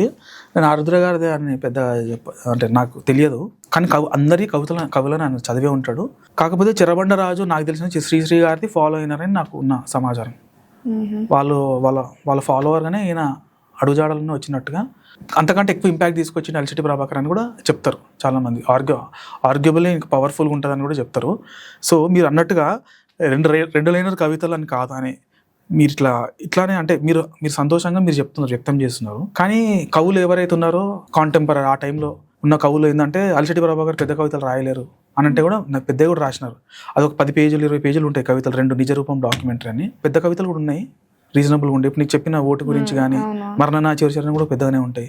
సో అట్లా పెద్దవి కూడా ఉన్నాయి. కాకపోతే జనాలకు అర్థం అవ్వాలనే ఉద్దేశం. ఇప్పుడు బస్సులో వెళ్తుంటే బస్సులో రాస్తే అప్పట్లో బస్సులో రాసేవారని అన్నా, ఎంతవరకు నాకు గుర్తులేదు. ఇప్పుడు చిన్నది ఒకటి చెప్తా. ఒకటి యోగం అనే కవిత, చాలా ఉన్నాయి ఇట్లా, నేను చెప్పగలుగుతా కానీ ఒకటి కొంచెం చెప్తున్నా. కవిత పేరు యోగం. ఎంఏ పిహెచ్లు అయితే లాభం, ఎమ్మెల్యేకి బామ్మర్దివైనా ఉపయోగం అని ఈ విధంగా విమర్శిస్తూ, అంటే నువ్వు ఎంఏ పిహెచ్లు చేసి ఏం లాభం నాయన, ఇప్పుడు పరిస్థితి అట్లే ఉంది కదా, ఆ విధంగా అయితే ఉపయోగం, ఎమ్మెల్యే బామ్మర్ది అయితే ఉపయోగం అన్నట్టు చెప్తున్నాను ఆయన కవిత ద్వారా. ఇప్పుడు వరం అని ఒక కవిత ఉంది. వరం కవిత పేరు. కోర్టులో గుమస్తాగిరి దొరికిన వరం, కోర్టు చుట్టూ తిరిగేవాడికి క్షవరం. అర్థమైంది? కోర్టులో గుమస్తాగిరి అయినా వరం, కోర్టు చుట్టూ తిరిగేవాడికైతే క్షవరం అని సామాన్యుడి గురించి ఎంత క్లియర్గా చెప్పాడు. ఇట్లా 2 లైనర్స్ మీరు అయినారు కాబట్టి చెప్తున్నా. ఇంకా చందమామ అనే ఒక కవిత ఉంటుంది. పేదరికాన్ని పరిహసించే ఆకాశపు చపాతి, అంటే అది కనిపిస్తుంటుంది పేదోళ్ళకి, కానీ కడుపు నింపని చపాతి అని చెప్పదలుచుకుంటా అక్కడ చందమామ అంటే. ఇంకా సార్ అలిశెట్టి ప్రభాకర్ గారు ఏమైనా డిగ్రీస్ చేశారా? నాన్న ఇంటర్మీడియట్ డిస్కంటిన్యూడే ఆయన చేసింది. ఆయన ఎడ్యుకేషన్ సిస్టమ్ నచ్చని మానేసిన. ఎడ్యుకేషన్ దీనివల్ల నిరుద్యోగం తప్పితే ఏముండదు. ఇంజనీరింగ్ కాలేజ్ వాళ్ళకి పొట్ట నింపడం తప్పితే ఇంటర్నేషనల్ స్కూళ్ళలో పొట్ట నింపడం తప్పితే అందరికి ఉద్యోగాలు వస్తున్నాయా అమ్మ? లేదు. మీరు ఏం చదువుకున్నారమ్మా? బీటెక్ చేసిన ఎందుకు మరి ఇంజనీర్ కాలే? మీ తల్లిదండ్రులు కూడా ప్రెషర్ ఉండే నన్ను కూడా ఎంసెట్ రాయి అది మన కేటీఆర్ సార్ కూడా చెప్తుండే మన ఇంటర్వ్యూలో ఈ మధ్య ఏదో అదేం విజ్ఞాన్ అనుకుంటా, విజ్ఞాన్ కాలేజ్ ఏదో నచ్చింది చేస్తే నాకు తెలిసి 20 సంవత్సరాలు సెటిల్ అవుతాడు. మా నాన్న నచ్చింది చేస్తే కొంత గొప్ప ఆయనకి ఇష్టం అంటే డబ్బుల మీద లేక ఆయన సంపాదించుకోలేడు, డబ్బులు చాలా సంపాదించుకునేటోడు. మన వాళ్ళు ఇంజనీరింగ్ అవతల ఏం చెప్తే అదే వింటారు. మల్లారెడ్డి సార్ ఏం చదువుకున్నాడని మంచి చదువుకోండి అన్నాడు. మరి ఆయన కంటే ఎక్కువ ఎందుకు వెళ్తలేరు ఎవరు జనాలు? ఇంజనీరింగ్ కాలేజీలో ఉన్న వాళ్ళు ఎంతమంది చదువుకున్న వాళ్ళు ఉన్నారు? ఇప్పుడు వాళ్ళ కోడలు అంటే ఇప్పుడు ఈ జనరేషన్ కాబట్టి ఆమె ఎడ్యుకేటెడ్ ఉన్నారు. కానీ మళ్ళీ ఇప్పుడు మరి వాళ్ళ కోడలు ఏం లేకుండా ఆయన సపోర్ట్ లేకుండా ఇంజనీరింగ్ కాలేజ్ పెట్టగలుగుతారా? చదువుకున్న ఇంజనీరింగ్ కాలేజ్ పెట్టగలుగుతాడా? ఇది ఎక్కడి నుంచి వస్తున్నది అంతా? ఈ ఎడ్యుకేషన్ సిస్టమ్ నచ్చకనే ఇప్పుడు ఫర్ ఎగ్జాంపుల్ మన గవర్నమెంట్ ఉద్యోగాల గురించి తెలంగాణ ఉద్యమం 1200 చనిపోయినారు. ఎంతమందికి వచ్చిన ఉద్యోగాలు? సరే ఉద్యోగాలు ఇచ్చినారే అనుకో, 4 లక్షలు ఇస్తా అన్నాడు సార్. సరే 10 సంవత్సరాలు ఫస్ట్ 5 ఇయర్స్లో 4 లక్షలు అన్నాడు. ఎంతవరకు అన్నాడు? అంతవరకు 4 లక్షలు నాకు తెలిసినంతవరకు అయితే. సరే 10 ఇయర్స్లో 2 lakhs ఇచ్చినారా అనుకుందాం, ఇచ్చింది కదా. సరే 4 lakhs ఇచ్చినారా అని అనుకోండి. మరి మిగతా వాళ్ళని ఏం చేయాలి? మిగతా వాళ్ళకి తెలియలేనట్ట, మిగతా వాళ్ళు ఎట్లా బతకాలా? అది అట్లా రాజకీయం అనేది అట్లా డెవలప్ అవ్వాలి మనది. ప్రతి ఒక్కరికి బ్రతికేసే హక్కు ఉంది కదా, ప్రతి ఒక్కరు వాడు నచ్చింది చేసే హక్కు ఉంది కదా. వాడు నచ్చిన పని చేసినప్పుడు అది కష్టంలాగా అనిపించదు, వాడికి ఆటలాగా ఉంటుంది జీవితం. అసలు అది ఇట్లా క్షణాల్లో గడిచిపోతుంటుంది జీవితం. అట్లా కావాలి కదా, అట్లా ఉండాలి కదా, అట్లా భారతదేశం అట్లా కావాలి. ఇప్పుడు మీరు ఇంత మంచిగా చెప్తున్నారు కదా, ఏదైనా మీరు మంచిగా విశ్లేషిస్తున్నారు నాన్నగారి లాగా. సో మీరు ఏమైనా రాసినారా? నేనేం రాయలేదు కవిత్వము. నేను మ్యూజిక్లో, ఎందుకంటే నేను చేసింది సబ్జెక్ట్ అది డిఫరెంట్ రూట్, చాలా లేట్గా స్టార్ట్ చేసిన. నాకు 29 years ఉన్నప్పుడు ఇందులో ఫీల్, నాకు 42 ఇప్పుడు. రాయాలని ఎప్పుడైనా అనిపించిందా చదువుతున్నప్పుడు? అంటే ఇంకోటి, నాకు సబ్జెక్ట్ మీద పట్టు ఒకటి ఉండాలి, మళ్ళీ ఎక్కువ నేను చదువుతుండాలి. చదివినప్పుడు ఆ టైం వస్తే నేను రాస్తా. ఉన్నదే మస్తు అయిపోతుంది మనకి ఇప్పుడు రాబోయే ఉద్యమాలకి అది చాలా, దాంట్లో పవర్ ఏముందనేది, ఆ పవర్ ఏందో చూపిస్తా రాబోయే రోజుల్లో. షాకులు తగులుతూ ఎక్కువ అది వాడుతున్నప్పుడు, షాకులు లిటరల్గా. ఇప్పుడు ఈ జనరేషన్ వాళ్ళకి, అంటే నాన్నగారి గురించి ఎక్కువ తెలియదు, ఈ జనరేషన్ వాళ్ళకి ఈ బుక్ ఎలా ఉపయోగపడుతుంది? వాళ్ళని వాళ్ళు మలుచుకోవడానికి, వాళ్ళని వాళ్ళు కాన్ఫిడెంట్ ఉండడానికి. ఆత్మహత్యలు చేసుకుంటారు, మొన్న కూడా ఆర్టీసీ వాళ్ళు చేసుకున్నారు. ఎట్లా చేసుకోవాలి? ఇప్పుడు నాకు చెప్తున్నా, నన్ను బయట వాళ్ళే సపోర్ట్ చేసే వాళ్ళు ఉన్నారు. నాన్నకు కూడా అంతే, ఇంట్లో వాళ్ళకంటే బయట వాళ్ళే ఎక్కువ సపోర్ట్ ఉంటుంది. ఇంట్లో వాళ్ళకి వాళ్ళకి చెప్పినా అర్థం చేసుకునే పరిస్థితి లేరు. సరే వాళ్ళ కంప్లైంట్స్ వాళ్ళకు ఉంటాయి, కానీ నన్ను బయట వాళ్ళు రికగ్నైజ్ చేస్తున్నారు. మీరు రికగ్నైజ్ చేసిన కాబట్టి నన్ను ఇంటర్వ్యూ తీసుకొచ్చినారు. సంథింగ్ ఉంటేనే కదా నన్ను పిలిచినారు. సో ఫస్ట్ కాన్ఫిడెన్స్ అనేది డెవలప్ అవ్వాలి మనిషికి, బిలీఫ్ అనేది ఉంటుంది మనకి. ఎట్లా అంటే ఫస్ట్ మనల్ని మనం గెలిచినప్పుడే అవతలతో మనం పోరాటం చేయగలుగుతాం అంటారు. ఫస్ట్ మన మీద మన కాన్ఫిడెన్స్ ఉండాలి. ఎవ్వరు ఏమన్నా కానీ, ఇప్పుడు మన టీవీకే ఆయన కూడా చాలా విమర్శ, అసలు ఈ కొత్త వాళ్ళు గెలిచిన ఎన్టీ రామారావుతో పోలుస్తారు ఇప్పుడు ఆయనని. తర్వాత చేయలేరని అనలేము. సో అది విల్ ఉండాలి. నేను ఒకటే మనకి విల్ ఏముంది, మనం ఏం చేయగలగాల, మనం ఇది చేయగలగాలి అని అనుకోవాలి. ఫస్ట్ నువ్వు బిలీవ్ అయినప్పుడు, నేను హీరో అవుతాను ఫస్ట్ నువ్వు బిలీవ్ కావాలా. నేను చిరంజీవి అవుతా అనుకుంటే నువ్వు ఫస్ట్ నిన్ను బిలీవ్ చేసుకోవాలి. ఎవరు నిన్ను బిలీవ్ చేయరు. నిన్ను బిలీవ్ చేసుకున్నప్పుడు నువ్వు ఏదైనా సాధించగలుగుతావు. నీకు ఉండాలి కాన్ఫిడెన్స్. నువ్వేం సాధిస్తావు అనేది నీకు కనిపిస్తుండాలి సినిమా. అక్కడ నేను ఏమవుతున్నా అనేది నాకు సినిమా కనిపిస్తుంటుంది. నేను చెప్పాను మీకు, అది నేను ఇట్లా అవ్వాలి అనుకుంటా, అది నీకు ఉండాలి ఫస్ట్. అది ఉన్నప్పుడే నువ్వు అవి చేయగలుగుతావు. అది ఆ కవిత్వంలో నీకు ఇన్స్పైర్ చేస్తుంది. నువ్వు మానసికంగా నువ్వు కృంగిపోయి ఉన్నప్పుడు నిన్ను తట్టి లేపుతుంది. భయపడకు, నేనున్నా, నువ్వు ముందడుగు అయ్యి. అవును, ఇప్పుడు కేసీఆర్ గారు కూడా చెప్పినప్పుడు ఇదేదో చెప్పినారు, అడవిలో ఒక్క చెట్టు, గుండె సైన్యం కవిత పేరు. చీకట్లో జడుసుకుంటే ఒక చెట్టే నీ చుట్టూరా అరణ్యమై భయపెడుతుంది. గుండెంటూ కలిగి ఉంటే నీ వెంట అదే పెద్ద సైన్యమై నిలుస్తుంది అని చెప్పినారు కవిత. ఇది నిజంగా చాలా బాగుంది. అంటే నాకు కూడా అది ఇన్స్పైరింగ్ అనిపించింది. నేను కూడా కేసీఆర్ సార్ క్లిప్ అది వైరల్ అవుతున్నప్పుడు చూసాను. అంటే కేసీఆర్ సార్ వాయిస్ కూడా అద్భుతంగా ఉంటుంది, ఆయన ఎక్స్ప్లెనేషన్ కూడా భలే. ఎందుకంటే తెలంగాణ మనకి ఇంట్లో మన నాన్నను, మన బాబాయ్, పెద్దనాన్న మాట్లాడేందుకు ఉంటుంది కాబట్టి ఆయన చెప్పేది కూడా బాగా అద్భుతంగా చెప్తాడు, మంచి అర్థం చేస్తాడు జనాలకి. సో అందుకని ఆయన వాయిస్ కూడా నాకంటే బాగా పవర్ఫుల్గా ఉంటుంది ఆయన వాయిస్. సో అందుకని రీచ్ అయింది. విన్న వాళ్ళంతా రోమాలు నిక్కబడుచుకునే అన్నయ్య. నాకైతే వేరే వాళ్ళు నాకు తెలిసిన వాళ్ళందరూ నేనే బాగా చెప్పిన అన్నారు. నాకు పర్సనల్గా అయితే కేసీఆర్ సార్ బాగా చెప్పిన అనిపించింది నాకైతే. ఇక్కడ ఒక నిరాశ ఏంటంటే, ఇంత మంచిగా విప్లవ భావాలతో రాసినారు కదా, అంత ఎర్లీగా ఎలా చనిపోయినారు? అంటే ఆరోగ్యం గురించి పట్టించుకోలేదు. ట్యూబర్క్లోసిస్ ఉండే డాడీకి, టీబీ ఉండే, చైన్ స్మోకర్. ఆ రోజుల్లో ఈజీగా దాని ట్రీట్మెంట్ కూడా ఉండే. ట్రీట్మెంట్ అవైలబుల్ ఉన్నప్పటికీ ఆయన ఏంటంటే ఇప్పుడు అమ్మ ఉండాలి ప్రతిసారి, అమ్మ టైంకి ఇవ్వాలి మందులు. ఇక ఒకసారి ఇంకో సంఘటన చెప్దాం అనుకున్నా.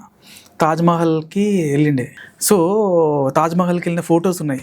ఆయన ఫ్రెండ్స్తో కలిసి వెళ్ళిండు. అమ్మని ఫ్రెండ్స్ ఉన్నా మగవాళ్ళు ఎవరున్నా అమ్మని తీసుకెళ్ళేటోడు. ఆయన చాలా సోషల్గా అట్లే ఉండేటోడు, చాలా ఓపెన్గా. ఎవరికి ఇట్లా అమ్మని కూడా అట్లా ఫొటోస్ చూపిస్తాం మీకు. ఏంటంటే అదే రాక్ స్టార్ లాగా ఉండేటోడు ఆయన డ్రెస్సింగ్. అమ్మని కూడా అట్లనే ప్యాంట్ షర్ట్ ఆ రోజుల్లో వేయించినాడు. అట్లా ఫొటోస్ ఉన్నాయి. సో ఏమైందంటే బాగా ఆమె కూడా నేను కూడా తాజ్మహల్ చూస్తా అని. ఇక మా నాన్న మీద ఉన్న కోపం ఏం చేసింది, మేము ఆడుతున్నాం అని చెప్పి నేను ఆడుతున్నా అని తమ్ముడు లేడు తప్పించుకుని మంచిగా ఆ టైంకి ఏదో చేయిలు కట్టేసింది. తీసుకొచ్చి కత్తెర అయితే నాకు అర్థం కాలే వాత పెట్టేసింది పాపం. అంటే నాకు గుర్తు ఇది నాన్నది ఇన్సిడెంట్. ఇది అమ్మని తక్కువ చేయాలని కాదు. అయితే డాడీ రాత్రి వచ్చిండు, ఏడ్చిండు. సో ఏంటంటే ఆ టైంలో ఇప్పుడు మిస్ అయ్యిండు కదా, మిస్ అయిన టైంలో మందులు వేసుకుని ఆయన మందులు వేసుకోకపోవడం వల్ల ఇట్లా ఇప్పుడు ఎగ్జిబిషన్స్ ఆయనకి ఇదే పిచ్చి కదా. పిచ్చి అంటే ఆయన ఇంట్రెస్ట్ అని అంటారు. పిచ్చి అంటే మళ్ళీ తింటారేమో ఎవరైనా అట్లా అదే అంటారు. నాకు ఒక పిచ్చి ఉంటుంది అనుకో, దాని ఇంట్రెస్ట్ ఆయనకి అదే ఉంటుండే. ఇక 24 గంటలు అదే ఆయనకి కాన్సన్ట్రేషన్. ఏం చేయాలి అన్నట్టుగానే ఇక ఎగ్జిబిషన్స్ కి ఇట్లా ఆర్ట్స్ కాలేజ్ కి వెళ్ళినప్పుడు ఆమె తీసుకెళ్ళిన పరిస్థితి ఉన్నప్పుడు వెళ్ళిన వారం రోజులు మందులు పెడితే అట్లనే ఉంటుండే. మందులు వేసుకోకపోతే మళ్ళీ కోర్స్ అది కంటిన్యూస్ ఫాలో అవ్వాలి. కోర్స్ బ్రేక్ అయిందంటే మళ్ళీ ప్రాబ్లం. అట్లా 10 years అయింది ఆయన. మళ్ళీ ఫుడ్ కూడా సరిగ్గా తినేటోడు కాదు. మీకు అప్పుడు ఆర్థికంగా ఎవరైనా హెల్ప్ చేసిరా, రిలేటివ్స్ కావచ్చు బయట నుంచి? అంటే ఇంత మంచి కవి కదా, సో ఎవరైనా కవులు కావచ్చు ఇంకా వేరే? అంటే చెప్తే కోపం ఉంటుంది అందరికి. ఇప్పుడు ఏమైందంటే ఎవరైనా ఆర్థికంగా పెద్దగా ఉన్నదే అమ్ముకున్నాడు. అది కూడా కొంచెం మాకు ఒక 1 రూపీలో 10 పైసా ఎంత, అది కూడా డాడీ తీసుకున్నాడు. మిగతాదంతా ఇప్పుడు మన పెళ్లిళ్ళు చేయాల్సి వచ్చింది మా 7 రక చెల్లెలకి. సో మిగతాది మా బాబాయ్. సో అట్లా అయిపోయింది ఆర్థికంగా. అంటే అంతవరకు కరీంనగర్లోకి ఇల్లు ఉంటే అది తీసుకున్నాడు. ఇంకొకటి జగిత్యాలలో ఒక షాప్ ఏదో ఉంటే అది డాడీ. అవి 2 నాకు తెలిసినంత వరకు. సో ఆర్థికంగా అంతవరకు. అది కూడా అయిపోయినాక కూడా బుక్స్ వేయడానికి కూడా పరిస్థితి లేకుండే. బుక్స్ స్టూడియోలు పెడుతుండే నాన్న. డబ్బులు ఎట్లయిందంటే భరత్ భూషణ్ అని మీకు ఒక ఫోటోగ్రాఫర్ అంకుల్ ఈ మధ్యకాలంలో చనిపోయింది. ఆయన బాగ్లింగంపల్లిలో డబ్బులు ఉంటే ప్రభాకర్ ఇక్కడ బాగ్లింగంపల్లి అప్పుడు తెలుసు కదా, పెద్ద పెద్దోళ్ళు ఆ టైంలో చిక్కటపల్లి సెంటర్, మెయిన్ సెంటర్. బాగ్లింగంపల్లిలో అయితే ఫేమస్ పీపుల్ అక్కడనే ఉంటుండే. డాడీని అక్కడ కొనుక్కో నువ్వు ఆ డబ్బుతోని స్టూడియో పెట్టుకున్న ఇంట్లో నువ్వు అవుటింగ్స్కి వెళ్ళు ప్రభాకర్, నువ్వు డబ్బు వేస్ట్ చేయకు, అపార్ట్మెంట్కి ఇల్లు ఉంటుంది అంటే స్టూడియో పెట్టిండు. స్టూడియో డబ్బులన్నీ అక్కడ పోయినాయి. మళ్ళీ స్టూడియో తీసేసిండు. స్టూడియో అట్లా రన్ అయ్యేది అంత పరిస్థితి. ఆయన కొంచెం ఆరోగ్యం కూడా బాగుండేది కాదు. సో ఇక ఆయన కొంచెం వచ్చిన వాళ్ళు కూడా చాలా ఫ్రీగానే, ఎక్కువ మంది ఫ్రెండ్స్ ఎవరు వచ్చినా సో అది ఇన్కమ్ అనేది జనరేట్ చేయలేకపోతుండే. అట్లా కరీంనగర్లో ఉండే, జగిత్యాలలో ఉండే డబ్బు అంతా ఇక్కడికే స్టూడియోలకి అయిపోయినాయి. సో ఆర్థికంగా బుక్స్ వేద్దామంటే రక్తరేఖ అంటే ఒకళ్ళు ఎవరు మా చుట్టాల వాళ్ళే రిక్తరేఖ అని అన్నారంట. రిక్తరేఖ అంటే దాని అర్థం నాకు కూడా కరెక్ట్ చూద్దాం అనుకున్నా. సో దాన్ని ఏదో తిరుమల రాంకులు చెప్పింది మొన్న. సో దాన్ని కించపరిచినట్టుగా మాట్లాడాను. అట్లెందుకు ఇట్లా పెట్టుకో అన్నట్టుగా. సో అట్లా ఉంది. కానీ లేనప్పుడు ఎవరు మనకి ఏంటంటే ఏదో డబ్బన్న ఉండాలి, పేరన్న ఉండాలి, అప్పుడే మనుషులు విలువిస్తారు. నాకు విలువ లేనప్పుడు, నా దగ్గర ఏం లేనప్పుడు విలువ నేను కేర్ చేయను. అది ఎవరైనా అంటే నాకు అది వచ్చినా తర్వాత వచ్చి నన్ను అప్రిషియేట్ చేసినా ఐ డోంట్ ఫీల్. నాకు నార్మల్, నాకు ఏం లేనప్పుడు ఇట్లనే ఉంటా, వాళ్ళు గొప్పనైనా నేను ఇట్లనే ఉంటా స్వభావం. కానీ గుర్తుపెట్టుకుని నేను చేయాల్సింది చేయాలని ఉంటా. అదేదో ఎగరాలని, ఎందుకంటే నేను కష్టపడుతున్నప్పుడే ఆ రీచ్ అవుతాం మనం. ఎంతో హార్డ్ వర్క్ ఉంటుంది ఒక లెవెల్కి రీచ్ అవ్వాలంటే. So it doesn't matter. ఇప్పుడు ఉన్న పరిస్థితుల్లో మనకి చాలా మంది కవులకు కావచ్చు, రచయితలకు కావచ్చు గుర్తింపు ఇస్తున్నారు గవర్నమెంట్. నాన్నగారికి అలిశెట్టి ప్రభాకర్కి ఏదైనా గుర్తింపు వచ్చిందా గవర్నమెంట్ నుంచి? ఏమైనా డబ్బులు సహాయం కావచ్చు ఏదైనా? అంటే కేసీఆర్ సార్ డబుల్ బెడ్రూమ్ ఇచ్చినారు. అంటే అదొకటి డబుల్ బెడ్రూమ్ ఆయన అదొకటి ఇచ్చినారు. మరి అంటే నాకు దీనిలో నేనైతే హ్యాపీ విత్ దిస్ నార్మల్గా. ఎందుకంటే వాళ్ళు ఏమన్నా అనుకోని వాళ్ళు చేయకపోయినా నేనైతే అడుక్కుంటలేను. ఇక్కడ వేరే కవులకి అందరికీ ఇచ్చినప్పుడు పవన్ కళ్యాణ్ సినిమాలో మాడిన మొగులయ్యకు కూడా మీకు ₹1,00,00,000 ఇస్తే మరి అలిశెట్టి ప్రభాకర్ ఎందుకు అంత పనికిరాను? ఆయన ఇట్స్ వెరీ చాలా నాన్న వాళ్ళ మిత్రులు, కొంతమంది మిత్రుల మధ్యవర్తులు 2014లోనే అసలు రావాల్సిందే అంత స్థాయి. ఎందుకు అవసరం లేదు అని అక్కడి వరకే చేస్తున్నారా? I'm sorry to say this. ఎవరైనా నాకు అట్లా మధ్యలో ఉన్న మధ్యవర్తులే మాకు కానిస్తలేని అనిపించింది నాకు. మన ఎమ్మెల్సీ గోరెటి వెంకన్న కీలే, మరి ఆయన డబ్బులు లేవు ఆయన దగ్గర, వేరే వాళ్ళకి కీలే, వాళ్ళందరికీ డబ్బులు లేవని చేస్తలేరా? ఎందుకు చేయలే? నాకేమైనా చేస్తే నేను ఏమైనా చేస్తా కదా. నేను కూడా మ్యూజిక్లో గొప్పనే అవుతా, స్టూడియో పెట్టుకుంటే నేను అవుతా. నాకు ఎన్నో ఆలోచనలు ఉన్నాయి. మా నాన్నది లెగసీ క్యారీ ఫార్వర్డ్ చేస్తా. ఎట్లా చేయాలి? మా నాన్నకి సపోర్ట్ అయితే చెప్పినా కదా అమ్ముకుంటూ వచ్చిందని. నాకు ఉన్నది ఇది అడుక్కోలే, నేను చెప్తున్నా అంతే. నేను డిమాండ్గానే అడుగుతాను. నేను చేస్తా చేయను, లేకపోతే అడుక్కో. నేను నాకు అవసరం కూడా లేదు, అడుక్కో. నేను అడక తినేంత పరిస్థితిలో లేను. కష్టపడుతున్నా 42 years నేను ఎక్కడికైనా వెళ్తే నువ్వేం చేస్తున్నావు నాకు నాకు నాకు పొడిచినట్టుంటుంది గుండెల్లో. ఏం చేస్తున్నాడు ఎంత కోపం, నేను ఏం చేస్తున్నా నాకు తెలుసు. గుండెల్లో గుణపం తీసి పొడిచినట్టు అవుతుంటుంది నాకు. నేను ఏం చేయాలనుకుంటున్నాను ఎవరైనా అడిగినారా? ఎన్నో చేయాలనుకుంటున్నాను నేను, ఎన్నో చేయాలని ఉంటుంది ఆలోచన. ప్రతిదానికి ఈ అప్పులో ఈఎంఐస్ కట్టుకున్నా ఇక్కడ అయిపోతున్నా నేను. అడుగుదా బాధేసింది చెప్తున్నా నేను ఎవరెవరికో. ఇప్పుడు చెప్తున్నా ఆయన బీసీ బిడ్డ అయినందుకు అనుకుంటా ఇట్లా మాట్లాడితే కోపం రావచ్చు. దళితుడైతే గల్లా పట్టుకొని అడుగుతారు, హయ్యర్ క్యాస్ట్ వాళ్ళకి ఇస్తారు. మరి బీసీ అయినందుక మరి మా నాన్నకి చేస్తలేరు? వాళ్ళు అడుగుతున్నా బీసీ అయినందుక. ఇది ఇక్కడ ఆగదు, ఎంత దూరం వెళ్తుంది నేను కూడా చూస్తా. అడుక్కోని నేను ఏం చేయాలో అది చేస్తాను. నేను కూడా అలిశెట్టి ప్రభాకర్ని ఎక్కడ తీసుకోపోవాలో అక్కడ తీసుకెళ్తా. తీసుకుపోయే వాళ్ళు కూడా ఉన్నారు, అదే చేస్తాను నేను. చెప్పదలుచుకుని చెప్పినండి. ఎందుకంటే పేర్లు తీసుకోలేదు ఎవరైనా అనుకోవచ్చు. మాకు ఇప్పుడు మన దేది తిరుమలరావు అంకుల్ మీటింగ్ అయితే కూడా ఆయన చాలా అద్భుతంగా మాట్లాడిండు. కట్ చేసిన వీడియో చడి చప్పుడు కాకుండా పెడుతున్న ఇంటర్వ్యూ. గవర్నమెంట్ మన వాళ్ళు కేసీఆర్ సార్ కనీసం వాళ్ళు ఇదన్నా చెప్తున్నారు. మేము పెట్టినామని అంతకుముందు ఇప్పుడు ఇదంతా 2025 పెట్టిన తెలియలేదు కదా మాకు. మన విజయ్ సాధు ఇది ఇంటర్వ్యూ తీసుకున్నాడు, అడిగినారు మీలాగా అడిగినట్టు అడిగితే అది చూసి పెట్టిన అప్పటికప్పుడు రాత్రి ఫోన్ చేస్తారు అంటే 12వ తారీఖు పెడితే రాత్రి ఫోన్ చేసి పెడతారా అండి? ఏమన్నా 20 మందిని పిలుస్తారా అలిశెట్టి ప్రభాకర్ మీటింగ్కి? 20 మందిని ముఖ్య అతిథి అని పిలిచి తిరుమలరావు అంకుల్ వీడియోనే లేదు ఆయన మాట్లాడితే. మరి వీళ్ళు తీపిచ్చేస్తున్నారా? మరి ఎవరు తీపి దేనికోసం? మాకు అవసరమే లేదు ఎవరు. నాకు నేను అడగ బిచ్చం అడుకోను. నేను రేవంత్ రెడ్డిని అడగాను, కేసీఆర్ని అడగాను. నేను గల్లెగరేసుకొని బతుకుతా వాళ్ళకంటే గొప్పడు మా అయ్యాని. ఇది చాలా బాధాకరమైన విషయం. ఎందుకంటే తెలంగాణ సాహిత్యంలో వన్ ఆఫ్ ద గ్రేటెస్ట్ అసలు. సో అట్లాంటి వాళ్ళకి రికగ్నైజేషన్ లేదు. ఇట్లా చాలా మంది ఉన్నారు, వాళ్ళందరినీ బయటికి తీసుకొస్తాను నేను చచ్చేలోపు. నన్ను చంపుతారా చంపండి. ఇది ఆగాడు. 1200 ఉద్యమకారులను బయటికి తీసుకొస్తా సచిన వాళ్ళని. ఇది ఆగదు, ఇది ఉద్యమం మీద ఆగదు. ఇది ఎవరెవరికైతే అన్యాయం జరిగింది వాళ్ళందరినీ బయటికి తీసుకొస్తా. ఛాలెంజ్ చేసి చెప్తున్నా, చంపుతారా చంపుకోండి, ఏదైతే అదైంది. మీరు ఇప్పుడు చెప్పినట్టుగా యువతలో ఏదైనా మీరు అవగాహన తెద్దామని ఏమైనా ప్లాన్స్ ఉన్నాయా మీకు ఫ్యూచర్లో? ఉన్నది, అవగాహన ఉంది. ఇప్పుడు మొన్న బుక్ ఫెయిర్ పెడితే గత ప్రభుత్వంలో కూడా జరిగినాయట. కొందరిని చేయనిస్తలేరు, కొందరు బుక్స్ ఇస్తలేరు బుక్ స్టాల్. ఇప్పుడు రేపు నేను ఆర్గనైజేషన్ ఫామ్ చేస్తా, ఎట్లా నేను కూడా చూస్తా. సో ఇప్పుడు మీరు చెప్పొద్దు అనుకున్నా అలిశెట్టి ప్రభాకర్ సాహిత్య సాంస్కృతిక ట్రస్ట్ పెడతాను, నేను పెడతా. బుక్ స్టాల్ ఎట్లా నేను కూడా చూస్తా. కొత్త కవులని అందరినీ, అందులో కొత్త కవులు ఎవరికైతే బుక్స్ చేయలేరో వాళ్ళందరికీ ప్రింట్ చేపిస్తాను దీంతోనే. నేను చేపిస్తా. ఎవరెవరైతే ఇబ్బంది ఉందో నా బుక్ స్టాల్కి రండి, నేను అందులో నేను సపోర్ట్ చేస్తా. ఇవి కూడా ఎట్లా అయిపోయినా వాళ్ళకి బుక్స్ చేసుకొని కనీసం వాళ్ళకి ఏమంటారు అమ్మిన బుక్స్ నుంచి కనీసం వాళ్ళకి చాలా అసలు దాని నుంచి రావట్లేదు వాళ్ళకి. మళ్ళీ బుక్స్ చేసుకునేటట్టుగా ఎన్నో ఉన్నాయి. మాకు ఐడియాలజీ ఉంది, మేము చేద్దాం అనుకుంటున్నా. చెప్పొద్దు అనుకున్నా చెప్పిన. ఇంకా చాలా ఉన్నది. యూట్యూబ్ ఛానల్ పెడదాం అనుకుంది. అలిశెట్టి ప్రభాకర్ మీద యూట్యూబ్ ఛానల్ పెడతా. 1200 ఉద్యమకారులు ఇంటర్వ్యూస్ తీసుకుంటా. మీరు వేరే వాళ్ళు తీయాలనుకుంటే తీసుకోండి, ఏం బాధలేదు, తీస్తే మంచిదే. నాతో ఎందుకంటే నేను చేస్తాను. 1200 తీయడం చాలా కష్టం, నేను తీద్దాం అనుకుంటున్నా. నాకు ఒక నేను టీం ఫామ్ చేస్తున్నా, తీస్తా. మీ ఇంటర్వ్యూస్ తీసుకున్నారు కదా, దీనివల్ల ఏం తెలుస్తుంది అలిశెట్టి ప్రభాకర్? వాళ్ళ గురించి కూడా తెలవాలి, కనీసం తెలవాలి కదా వాళ్ళ గురించి. ఎందుకు తెలియనిస్తలేరు గవర్నమెంట్? సచిన వాళ్ళు 1200 మంది చచ్చిపోయారు, 1200 చచ్చిపోయారు. ఎన్ని రోజులు చెప్తారు ఇట్లా? 1200 సంవత్సరాల దాకా చెప్తారా వాళ్ళ గురించి? 12 సంవత్సరాలు అయితే చచ్చిపోయి వాళ్ళు బలైపోయారు కదా, తెలంగాణ కోసం బలైపోయారు కదా. మరి వాళ్ళ కనీస గుర్తింపు లేదు. అసలు ఫోటోలు ఎట్లా శ్రీకాంత్ చారి ఒక్కనేది చెప్తారు. శ్రీకాంత్ చారి ఒక్కడే ఉన్నాడు 1200లో. 369 మంది చనిపోయినారు 1969. 3000 మందికి లేకుండా అయిపోయినారంట. సరైన వాడు అయితే కనుక రాజకీయాలకు వస్తే ఇవన్నీ బయటికి తీస్తాం. మా వాళ్ళు ఎవరన్నా వస్తే ఇవన్నీ బయటికి తీస్తాను నేను ఎట్లయినా అనేది. నాన్నగారి పుస్తకాలు బుక్ ఫేర్ లో పెట్టకపోవడానికి గల రీజన్స్ ఏమనుకుంటున్నారు మీరు? నాన్నగారి ఉన్నాయి. నాన్నగారి స్థాయి వాళ్ళవి కూడా నేను పేరు చెప్పను. చాలా మంది కవులు ఉన్నారు, సరైన గుర్తింపు లేదు వాళ్ళకు కూడా. ఇందాక మీరు బుక్ ఫెయిర్ లో ఇన్సిడెంట్స్ ఏంటంటే అవుతున్నాయి. నేను అవన్నీ చెప్పలేను ఆన్ కెమెరా కొన్ని, ఎందుకంటే వాళ్ళు ఇబ్బంది పడతారు. కవులకు కూడా, కొత్త కవులకు కూడా, కళాకారులను కూడా ఇదే జీవితం నాన్నలాగా చేసిన వాళ్ళు కూడా ఉన్నారు.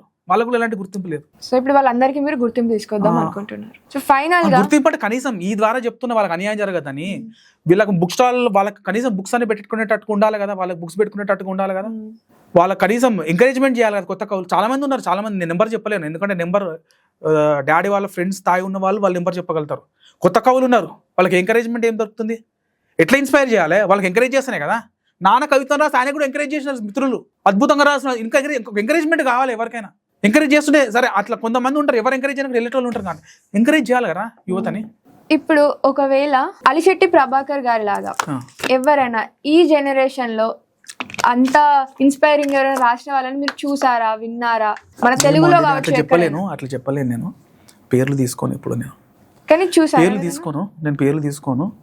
నేను అది పెద్దవాళ్ళే చెప్తారు. ఒకవేళ ఉంటే కనుక కొంచెం అట్లా చాలామంది ఉన్నారు అనిపిస్తుంది, రాసేవాళ్ళు ఉన్నారు. కానీ నాన్న ఇప్పుడు నాన్నని ఎట్లా అంటే స్ఫూర్తిగా తీసుకోవాలి. అలిశెట్టి ప్రభాకర్ అవార్డు ఇస్తున్నారని కూడా కొందరు చాలా మంది నాన్నమిత్రులకు కోపం ఉంది. అలిశెట్టి ప్రభాకర్ ఏ అవార్డులు తీసుకోలేదు కదా. కానీ అలిశెట్టి ప్రభాకర్ అనేది అవార్డు ఇస్తున్నామంటే అలిశెట్టి ప్రభాకర్ స్థాయి ఉన్నారని కాదు, అక్కడ వాళ్ళని ఎంకరేజ్ చేస్తున్నాం మనం. ఈయనని చూసి ఇప్పుడు గద్దర్ ఫిల్మ్ అవార్డ్స్ పెట్టినట్టు నువ్వు గద్దర్ స్థాయికి వెళ్ళు అని కాదు, నువ్వు అట్లా గద్దర్ని ఒక స్ఫూర్తిదాయకంగా తీసుకొని అర్థం. సో అట్లనే ఆ విధంగానే ఇవి ఇప్పుడు గద్దర్ ఫిల్మ్ అవార్డ్స్ వీళ్ళు ప్రభుత్వం చేస్తున్నారు. అలిశెట్టి ప్రభాకర్ ఒక గత 18 సంవత్సరాలు అట్లా అవుతున్నాయి, జగిత్యాలలో జరుగుతున్నాయి, పెడుతున్నారు. వాళ్ళు ఇస్తే వాళ్ళు ఏంటంటే స్ఫూర్తిగా తీసుకోవాలా. ఇప్పుడు కంపేర్ చేస్తే అది అట్లా టచ్ కాదు, బాగుంటుంది. కానీ ఈయన కవిత్వం ఆయన కవిత్వం చూస్తే అట్లా మీరు అట్లా కంపేర్ చేయకుండా ఆ స్థాయిలో ఉన్నారా అంటే ఉంటారు. అట్లా మనం చేయలేం, చెప్తే మళ్ళీ నన్ను తిడతారు. అలిశెట్టి ప్రభాకర్తో పోలుస్తున్నామని నన్ను తిడతారు, మిమ్మల్ని తిడతారు, నన్ను తిడతారు. సో మీ క్వశ్చన్ మీరు కరెక్ట్గా అడిగినప్పటికీ చెప్తున్నా. అందుకని వాళ్ళు ఇప్పటికైతే ఎవరైనా మీడియాలు చెప్పి చెరబండరాజు అలిశెట్టి ప్రభాకర్ ఆ స్థాయిలో ఎవరు దరిదాపుల్లో లేరని చెప్పారు మీడియా వాళ్ళు కూడా. సో కొత్త కవులను కూడా మనం ఎంకరేజ్ చేయాలి. అట్లా ఆ విలువలతో ఉన్న వాళ్ళు అనేది మేము మా టీం ఉన్నారు, మా టీంలో ఉన్న వాళ్ళు చెప్తారు. అది ఇంకా సాహిత్యం గురించి కానీ వాళ్ళకి ఇంకా నాకంటే ఎక్కువ తెలుసు. కానీ పేర్లు తీసుకోవడం సమాజం, ఒకరి పేరు తీసుకొని ఒకరి పేరు తీసుకోకపోతే బాధపడతారు. ఇప్పుడు మీరైతే ఎట్లయితే చెప్పింటారు నేను ఇట్లా బాధపడ్డానో వాళ్ళు కూడా ఇట్లా బాధపడతారు. కాబట్టి వాళ్ళందరినీ కూడా రావాలి, ప్రభుత్వం కూడా గుర్తించకపోతే మా ఫైట్ మనం ఎప్పుడు ఉద్యమాలు చేయదు. ఇది అంత కొత్త కాదు. ఉద్యమకారు కడుపున పుట్టిన మా అమ్మ సంఖ్యలు వేసి ఇన్ని రోజుల నుంచి నన్ను ఏదో విధంగా ఏదో ఒకటి సంఖ్యలు వేసి వీడు ఇట్లా కాదు, వీళ్ళు బ్లడ్ డిఫరెంట్ ఉంటుంది అని అట్లా నా తల్లికి అట్లనే ఉంటుంది. కానీ ఒక టైం వస్తుంది, ఇప్పుడు ఉన్న రాజకీయాలు చూసి కూడా విరక్తి చెందుతుంది. నేను మెల్లగా నా పని నేను చేసుకున్నాము ఎట్లనే అనుకున్నా, కానీ ఇట్లయితే మొత్తం బానిసత్వం అయ్యేటట్టు బ్రిటిషర్లో నిజాం కాలేజ్లో బానిసలుగా చేసి ఆ బానిసత్వం వస్తున్నారు. డంప్యార్డ్, ఇండియన్ డంప్యార్డ్ చెత్తకుండా చేసి పోతారు అనుకుంటా వీళ్ళంతా. మొత్తం దేశాన్ని అమ్మేసి మళ్ళీ ఫారెనర్స్ అమెరికాలో చేతులను ఎవడో బ్రిటిష్ వాళ్ళ చేతిలో పెట్టి వీళ్ళంతా అక్కడ వాళ్ళు జలసాలు చేసుకుంటుంటారు అనుకుంటా అనిపిస్తుంది నాకు. వాళ్ళు భూములు కొనుక్కుంటా, అమెరికాలో భూములు కొనుక్కుంటారా, వేరే ఇతర భూమి ఎక్కువ ఉంది కదా అక్కడ. అక్కడంతా ఏం లేదు కదా, కొనుక్కుంటే అక్కడ జల్సా చేస్తారు, అక్కడ రియల్ ఎస్టేట్ వ్యాపారం చేస్తారు, ఇంకేం చేస్తారు కానీ తెలియదు, అమ్మేస్తారు మనల్ని. అందుకే వాళ్ళు త్యాగాలు చేసింది కదా, సుభాష్ చంద్రబోస్ కానీ భగత్ సింగ్లు కానీ మా నాన్న లాంటి వాళ్ళు కానీ సాక్రిఫైస్ చేసిన వాళ్ళు సమాజం కోసం. ఒక ఉద్యమకారుడు కూడా ఉద్యమకారుని అవ్వాలనుకుంటున్నాను నేను. ఇంతకుముందు నేను కూడా ఏదో అనుకున్నా, సినిమా యాక్టర్ అవుదామో లేకపోతే మ్యూజిక్లో ఏదో అవుదామో అనుకున్నా, కానీ నాకు ఇప్పుడు ఏజ్ కొంచెం నాది డిఫరెంట్గా వేరేలాగా వెళ్తుంది. ఇట్లా వదిలేస్తే మనం రియాక్ట్ కాకపోతే, మనలాంటి వాళ్ళం కూడా రియాక్ట్ కాకపోతే కొందరు చూస్తుంటే అసలు వాళ్ళకి ఏం బ్యాక్గ్రౌండ్ ఉండదు. ఉన్న దాసోజీ లలిత అక్క అని ఉన్నా, పార్టీ పెడతా సంగ్రామ్, నువ్వు ఈసారి జగిత్యాల నుంచి నువ్వు కంటెస్ట్ చేయన్నది, నిలబడతా అని అన్నది. చూద్దాం ఏం చేయాలి, అప్పటి వరకు అప్పుడు ఎట్లుంటుంది సినారియో అంటే చెప్తున్నా. అట్లాంటి వాళ్ళు ఉన్నప్పుడు మరి నేను ఎట్లుండాలా? వాళ్ళకి ఏ బ్యాక్గ్రౌండ్, మహిళ ఇంత ధైర్యం. ఆమెను చూస్తే దాసోజీ లలిత ఆమెనే, కానీ బెల్లి లలిత అక్క గుర్తు వచ్చింది నాకు ఆమెను చూస్తుంటే. బెల్లి లలిత అక్కకి ఎట్లా చనిపోతుంది ఆమె చెప్పండి, ఎట్లా చనిపోయింది ఆమె? అంటే చంపేసారు కదా, ముక్కలు నయం చేసి చంపేసారు. అంటే ఆయన వెనకాల నయం అని అందరూ ముందర పెడతారు, కానీ వెనకాల పొలిటికల్ సపోర్ట్ ఎంత ఉంటుంది. ఇప్పుడు మొన్న ఏమైనా ఇతర హైడ్రా అని జరిగింది మొన్న, అందరూ అధికారులను శిక్షించమని, అధికారం ఏం చేయగలుగుతారు బ్రదర్? పైన ఏ పొలిటీషియన్ శిక్షించాలి, ఆ టైంలో ఏ పొలిటీషియన్ ఉండో వాడిని శిక్షించాలా. ఎవరు చేసినా అది, ఎవరన్నా పొలిటీషియన్ శిక్షిస్తే సెట్ రైట్ అవుతుంది సిస్టమ్. లేకపోతే కరెక్ట్ పొలిటీషియన్ రావాలా. పొలిటీషియన్ ఆయనే హెడ్ కదా, కింద వాళ్ళని శిక్షించమంటారు. మధ్యలో వచ్చేది ప్రజలు. మీరందరూ బాగానే ఉంటారు, అందరు మీరే మాకేమో డబుల్ బెడ్రూమ్, మీకేమో ఫామ్ హౌస్లు, ప్యాలెస్లు అని చెప్తున్నా. మన బతుకులు ఇట్లుంటాయి, అది రొట్టె ముక్కలు వేసినట్టు వేసి మీరేమో మంచిగా ఉంటారు, మేము బిచ్చగాళ్ళలాగా మాకు బిచ్చగాళ్ళు మేము ఏదో చేసినాం. ఇది ఈ పారపర్యం ఏదైతుందో వంశపారపర్యం అన్నట్టుగా ఇది ఇచ్చేది పోవాలి, మనం ఇచ్చేది రావాలి. బీసీలు, ఎస్సీ ఎస్టీలు 90 మంది ఉన్నారు. కరెక్ట్గా ప్లాన్ చేస్తే 2028 ఖచ్చితంగా మనదే వస్తుంది రాజ్యాధికారం చెప్తున్నా. కరెక్ట్గా నేను మాట్లాడి మీ ఇంటర్వ్యూలు తెలియదు, కానీ 2028 కరెక్ట్గా వస్తుంది. ఒకవేళ మన రాజ్యాధికారం రాకపోయినా మనకు ఒక మంచి 30-40 సీట్లు వచ్చినాయి అనుకోండి, ఖచ్చితంగా వాళ్ళు మనం ఏది చెప్తారు వినాల్సిన పరిస్థితి తీసుకురావాలి. మనం కరెక్ట్గా మనం చేసగానికి అవుతుంది 100%. నాన్నగారు సొసైటీలో ఉన్న ప్రాబ్లమ్స్ అన్ని ఏమున్నాయని చెప్పినారు, సొల్యూషన్స్ ఏమైనా చెప్పినారా? సొల్యూషన్స్ మనం ఎత్తుకోవాలా, ఏం సొల్యూషన్స్ ఉండవు అందులో. అలిశెట్టి ప్రభాకర్ మన క్వశ్చన్ మార్క్లే ఇస్తాను ఆయన, ఆన్సర్ ఏముండదు. మనని థింక్ చేసేలా మనం అదే చెప్పినా కదా, మా బ్లడ్ దగ్గర మా బాబాయ్ చెప్తుండే, నీకేమనిపిస్తారా అన్నాడు. బాబాయ్ ఏం చేయాలి బాబాయ్, నీకేమనిపిస్తుంది చేయరా అన్నాడు. ఆ కాన్ఫిడెన్స్ ఇచ్చిండు నాకు, మా ఫ్యామిలీ నుంచి అది ఇచ్చిండు. ఆయన ఏం చేసిండో తెలియదు, ఒకటి చిన్న కాన్ఫిడెన్స్. ఎందుకు అడుగుతున్నారా చెయ్యి ఇట్లా అడిగేది ఏం డౌట్, ఎందుకు డౌట్ అయితే వెళ్ళిపో, రాంగ్ అయితే రాంగ్ అయితే నువ్వే తెలుసుకుంటావు, కరెక్ట్ అయితే కరెక్ట్ వెళ్ళిపో ముందర. సో నాన్నగారికి ఏమైనా చివరిగా కోరికలు ఏమైనా ఉంటుండేనా, ఇట్లా ఉండాలి అట్లా ఉండాలి అని చెప్పేసి? కోరికలు ఆయనకి ఏం పెద్దగా ఏం లేకుండే, ఇక ఆయన మరణం నా చివరి చరణం కవిత రాసింది కదా, ఇక ఆయనకి అంతే అట్లా చచ్చిపోతున్నా కూడా అట్లున్నా అనుకున్నాడు. దేనికి లొంగలే. మాదాల రంగారావు సార్ 80లో ఇది ముచ్చట. గద్దరంకులు, విమలక్క, మాదాల రంగారావు సార్ ముగ్గురు వచ్చేటోళ్ళు అంట నైట్. అప్పటి నిర్బంధం ఉండేది. స్టూడియోకి వచ్చి 12 అవుతున్నాయి అంట. 11-12 6,000 రూపాయలు ఇస్తా ప్రభాకర్ మాదాల రంగారావు సార్ అంట. మీకు ఐడియా ఉందా? తెలుసా? ఆయన పెద్ద సినిమా డైరెక్టర్. ఆయన కమ్యూనిస్టు అవి టీ కృష్ణ గారు తెలుసా? ఐడియా ఉందా? ప్రతిఘటన, అంకుశం, గోపిచంద్ర వాళ్ళ డాడీ. వాళ్ళు కూడా ఆయన కూడా అడిగిండే రాయమని. రాయలే. నేను ఇట్లనే ఉంటా సార్, నన్ను ఇట్లనే ఉండి అన్నాడు ఆయన. ఎవరు? మాదాల రంగారావు సార్ అయితే 6,000 రూపాయలు ఇస్తా. వేష కవిత ఎక్కడ వాడిండట సినిమాలో, డబ్బులు తీసుకోలే డాడీ. నువ్వు రాసిన కవితలే వాడుకుంటా ప్రభాకర్, నువ్వేం కొత్తగా సినిమా కోసం రాయాల్సిన అవసరం లేదు. 6,000, ఒక్క కవితకు 6,000 అంటే ఇప్పుడు ఈ టైంలో 6 లక్షలు ఉంటుండే అంట ఈ టైం. అట్లా అవి కాకుండా ఆయన రాయాలనుకుంటే ఎన్నో రాయగలుగుతుండే కదా. కానీ అట్లాంటి వాళ్ళు తెలియకుండా చాలా మంది ఉన్నారు. నేను ఇంత ఒకళ్ళు పేరు ఇప్పుడు తీసుకోను, కానీ ఒకళ్ళు ఉన్నారు. ఒక ఫ్యామిలీ చూసిన 91లో చనిపోయింది ఆయన. పేరు సాహు అని ఉన్నాడు. శనిగారపు వెంకటేశ్వర సార్. మీకు తెలుసా? ఎంతమందికి తెలుసు? తెలియదు. జీవన్ రెడ్డి సార్ ఉన్నాడు, ఎల్రమణ సార్ ఉన్నాడు. పెద్ద పెద్ద పొలిటీషియన్స్ ఆయన బుక్ చేస్తున్నారు 91లో. నాన్నకంటే 2 సంవత్సరం. మారోజు వీరన్న వాళ్ళ డాటర్ ఏం బతుకుతుంది బాగా, దిశ అని మొన్న ఎక్కడో ఫోన్ చేస్తే విన్నా. ఏం తెలియదు వాళ్ళ కుటుంబాలు ఎట్లున్నాయి అనేది. మీరు ఫైనల్ గా ఏం చెప్దాం అనుకుంటున్నారు? నేనేం చెప్దామంటే ఉద్యమం చేయాల్సిందే. నేను ఇన్ని రోజులు కొంచెం వెయిట్ చేయలే, మనం ఫస్ట్ సెట్ అవుదాం అనుకున్నా. సెట్ అవుతానో లేదు, ఎట్లయితే అట్లా కానీ ఇప్పుడు టైం వచ్చింది. ఇది మరీ అంత ఎట్లున్నా వెళ్తున్నాయి రాజకీయాలు ఇవి డిఫరెంట్గా. లాస్ట్ 2-3 ఇయర్స్ నుంచి మరీ వరస్ట్గా ఉన్నాయి. నచ్చట్లేదు నాకు, అసలు నాకు నచ్చలేదు. మనం ఆగుదాం అనుకున్నా కానీ దీంట్లో ప్రతి ఒక్కళ్ళు తీసుకోవాలి. నాలాంటి వాళ్ళు కూడా ఉద్యమ బ్యాక్గ్రౌండ్ నుంచి వచ్చి నేను వెనకగా వేస్తే ఎట్లా స్ఫూర్తినియాలి? ఫస్ట్ పాలిటిక్స్ లోకి వద్దాం అనుకుంటున్నారు? వద్దామని ఉంది. ఎందుకు రాకూడదు? రావాలి, ఖచ్చితంగా రావద్దు. వస్తా, పాలిటిక్స్ లోకి వస్తా అని చెప్తున్నా. రాకూడదు, నేను వస్తా. డబ్బులు ఉంటేనే, డబ్బులు లేకుండానే వస్తా. ప్రజలు నిర్ణయించండి, వాళ్ళ ఇష్టం. వాళ్ళకి ఎట్లా నాయకులు అని వాళ్ళ ఇష్టం. ఖచ్చితంగా వస్తా. ఓకే, ఫైనల్ గా మనం అలిశెట్టి ప్రభాకర్ కవిత అనే బుక్ ఉంది కదా, సో దీంట్లో నేను ఏదైనా చదువుదాం అనుకుంటున్నా. చదవండి, మోర్ దెన్ హ్యాపీ. మీరు చదవాలి, వేరే వాళ్ళు చదివితే నాకు ఇంకా ఆనందం. సో ఇక్కడ పెయింటింగ్ అని ఒక కవిత ఉంది, అది చిన్నగా ఉంది కాబట్టి ఇది చదువుతున్నా, సారీ. నీ లైఫ్ నీ బ్యూటిఫుల్ పెయింటింగ్ గా మార్చుకోవడానికి అట్రాక్టివ్ కలర్ రెడ్ కొరకు రక్తం మాత్రం ఎవరిది ఉపయోగించకు. ఎంత బాగుంది. నేను చెప్పనా ఇది నా స్టైల్లో? పెయింటింగ్ నీ లైఫ్ ని బ్యూటిఫుల్ పెయింటింగ్ గా మార్చుకోవడానికి అట్రాక్టివ్ కలర్ రెడ్ కొరకు రక్తం మాత్రం ఎవరిది ఉపయోగించకు అని రాశాడు. ఇప్పుడు రాజకీయ నాయకులు కూడా వర్తిస్తుంది. ఇలా రక్తపు బురద రాజకీయాల్లోకి రావద్దంటుండే కదా. బురద అంటే ఏం బురద? రక్త బురద అని దాని గురించి చెప్పదలుచుకుంటారు. ప్రశ్న: సున్నితమైన ఎన్నో పువ్వులను మేమే మోస్తున్నామని విర్రవీగే కొమ్మల్లారా, మిమ్మల్ని అనుక్షణం కంటి రెప్పలా కాపాడుతూ మీ కండగా ఉండేది ఎవరు? కాండం. అది కూడా అలాగే అపార్థం చేసుకుంటే, అహంభావం పెంచుకుంటే, ఎన్నాళ్ళ నుంచో మీకోసమే త్యాగం చేస్తూ అజ్ఞాతవాసం గావిస్తూ అడుగునే పడి ఉన్న వేళ్ళ మాట ఏమిటి? అడుగునే పడి ఉన్న వేళ్ళ మాట ఏంటి? నేను చెప్పనా? చెప్పండి అన్న. సారీ. ప్రశ్న: సున్నితమైన ఎన్నో పూలను మేమే మోస్తున్నామని విర్రవీగే కొమ్మల్లారా, మిమ్మల్ని అనుక్షణం కంటికి రెప్పలా సంరక్షించి మీ కండగా నిలిచేది కాండం. అక్కడ కాండం అంటే స్టెమ్ అన్నమాట అని దాని అర్థం. ఇప్పుడు ఎన్నో పూలు అంటే ఇక్కడ చెట్టు ఉందా, చెట్టుని చెట్టు కానీ ప్లాంట్ కానీ ఒక స్టెమ్ ఉంటుంది, దాన్ని చూస్తూ ఇట్లా. ఇప్పుడు దీని ఎట్లా అంటే దీనికి అర్థం చెప్తా.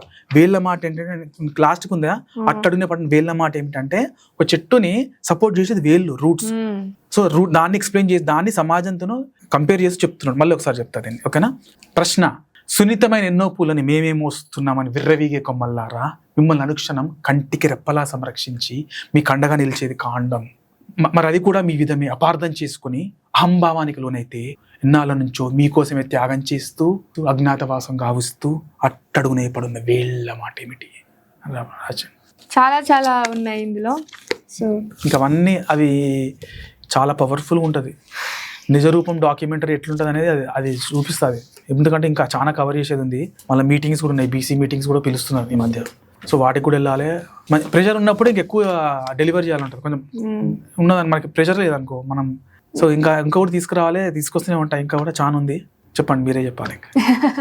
ఇంకా ఏం లేదన్న, ఒక టెక్స్ట్ బుక్ లో ఉన్న కవి పరిచయంలో ఉన్న కవి గురించి ఇంత డీటెయిల్ గా తెలుసుకున్నందుకైతే నాకైతే చాలా హ్యాపీగా ఉంది. రియల్ గా అతను అందరినీ ఆలోచింపజేస్తాడు. సొల్యూషన్స్ మనమే ఎత్తుక్కోవాలి ఇంకా. సో చాలా మందికి ఆలోచన లేకనే ఏం చేయలేకపోతున్నారు. సో ఈ పుస్తకం మనల్ని ఆలోచింపజేస్తుంది సమాజం గురించి. మనం కూలుకుంటే ఇప్పుడు మనకు కష్టం వస్తుంది, బాధ వస్తే ఫస్ట్ ఏంటంటే ఏడుస్తా. మా ఆవిడ కూడా ఒకసారి ఇప్పుడు పాపకి ఏమైనా ఏందనుకో నేను కూలుకుంటా, అయ్యో నువ్వేంది నువ్వు అసలు ఏం ఎమోషన్ చూపిస్తలేవు ఏంది అని బాధపడతా. ఏం నటించాలా? ఇప్పుడు ఆమె ఏడుస్తుంది నేను ఏడుస్తే నెక్స్ట్ ఏం చేయాలని ఆలోచించాలి కదా. ఇప్పుడు ఆ టైంలో బ్యాలెన్స్ నేను ఎప్పుడు అట్లనే ఉంటాను, బ్యాలెన్స్ ఇప్పుడు ఏమైతే నెక్స్ట్ ఏం చేయాలి, ఇప్పుడు సొల్యూషన్ ఏందని తెక్కాలి కదా. ఏడ్చుకుంటూ కూర్చుంటే ఎట్లా, మన చేతులు దాటిపోయే పరిస్థితి ఉంటుంది కదా. అంటే నేను షీజ్ మోర్ నాకు ఫాదర్గా అంటే ఆమెను ఎక్కువ టేక్ కేర్ చేస్తాను మా పాప. కానీ చెప్తున్నా నువ్వు ఏమి దున్నపోతు మీద వర్షం పడ్డట్టుగా అంటే ఆ సిచ్యువేషన్ నువ్వు ఆలోచించాలా. నీకు టఫ్ సిచ్యువేషన్ ఉంటే ఏం చేయాలి, ఇప్పుడు మనం ఈ సొల్యూషన్ నుంచి బయటపడాలి. మనకు ఖచ్చితంగా దారి దొరుకుతుంది, మనకే దొరుకుతుంది దారి. దేవుడా అని చెప్పి ఇప్పుడు ఒకటి దర్శనాలను కవిత రాసిండు ఎండ్ చేసే ముందర. ఎందుకంటే దేవుడి మీద ఏమంటారు చూడు, గాలికి దీపం పెట్టి దేవుడు మన వాళ్ళు అంటారు కదా, అన్నట్టుగా అట్లా ఉండదు. ఆలోచిస్తే మనకే ఒకటే. అలిశెట్టి ప్రభాకర్ కవిత్వం నుంచి నేను తెలుసుకుంది ఏంటంటే there is no bigger god than humanity. మానవత్వం కంటే మించిన పెద్ద భగవంతుడు లేనే లేడు ఎక్కడ. అదే చెప్తాను ఆయన, మానవత్వమే.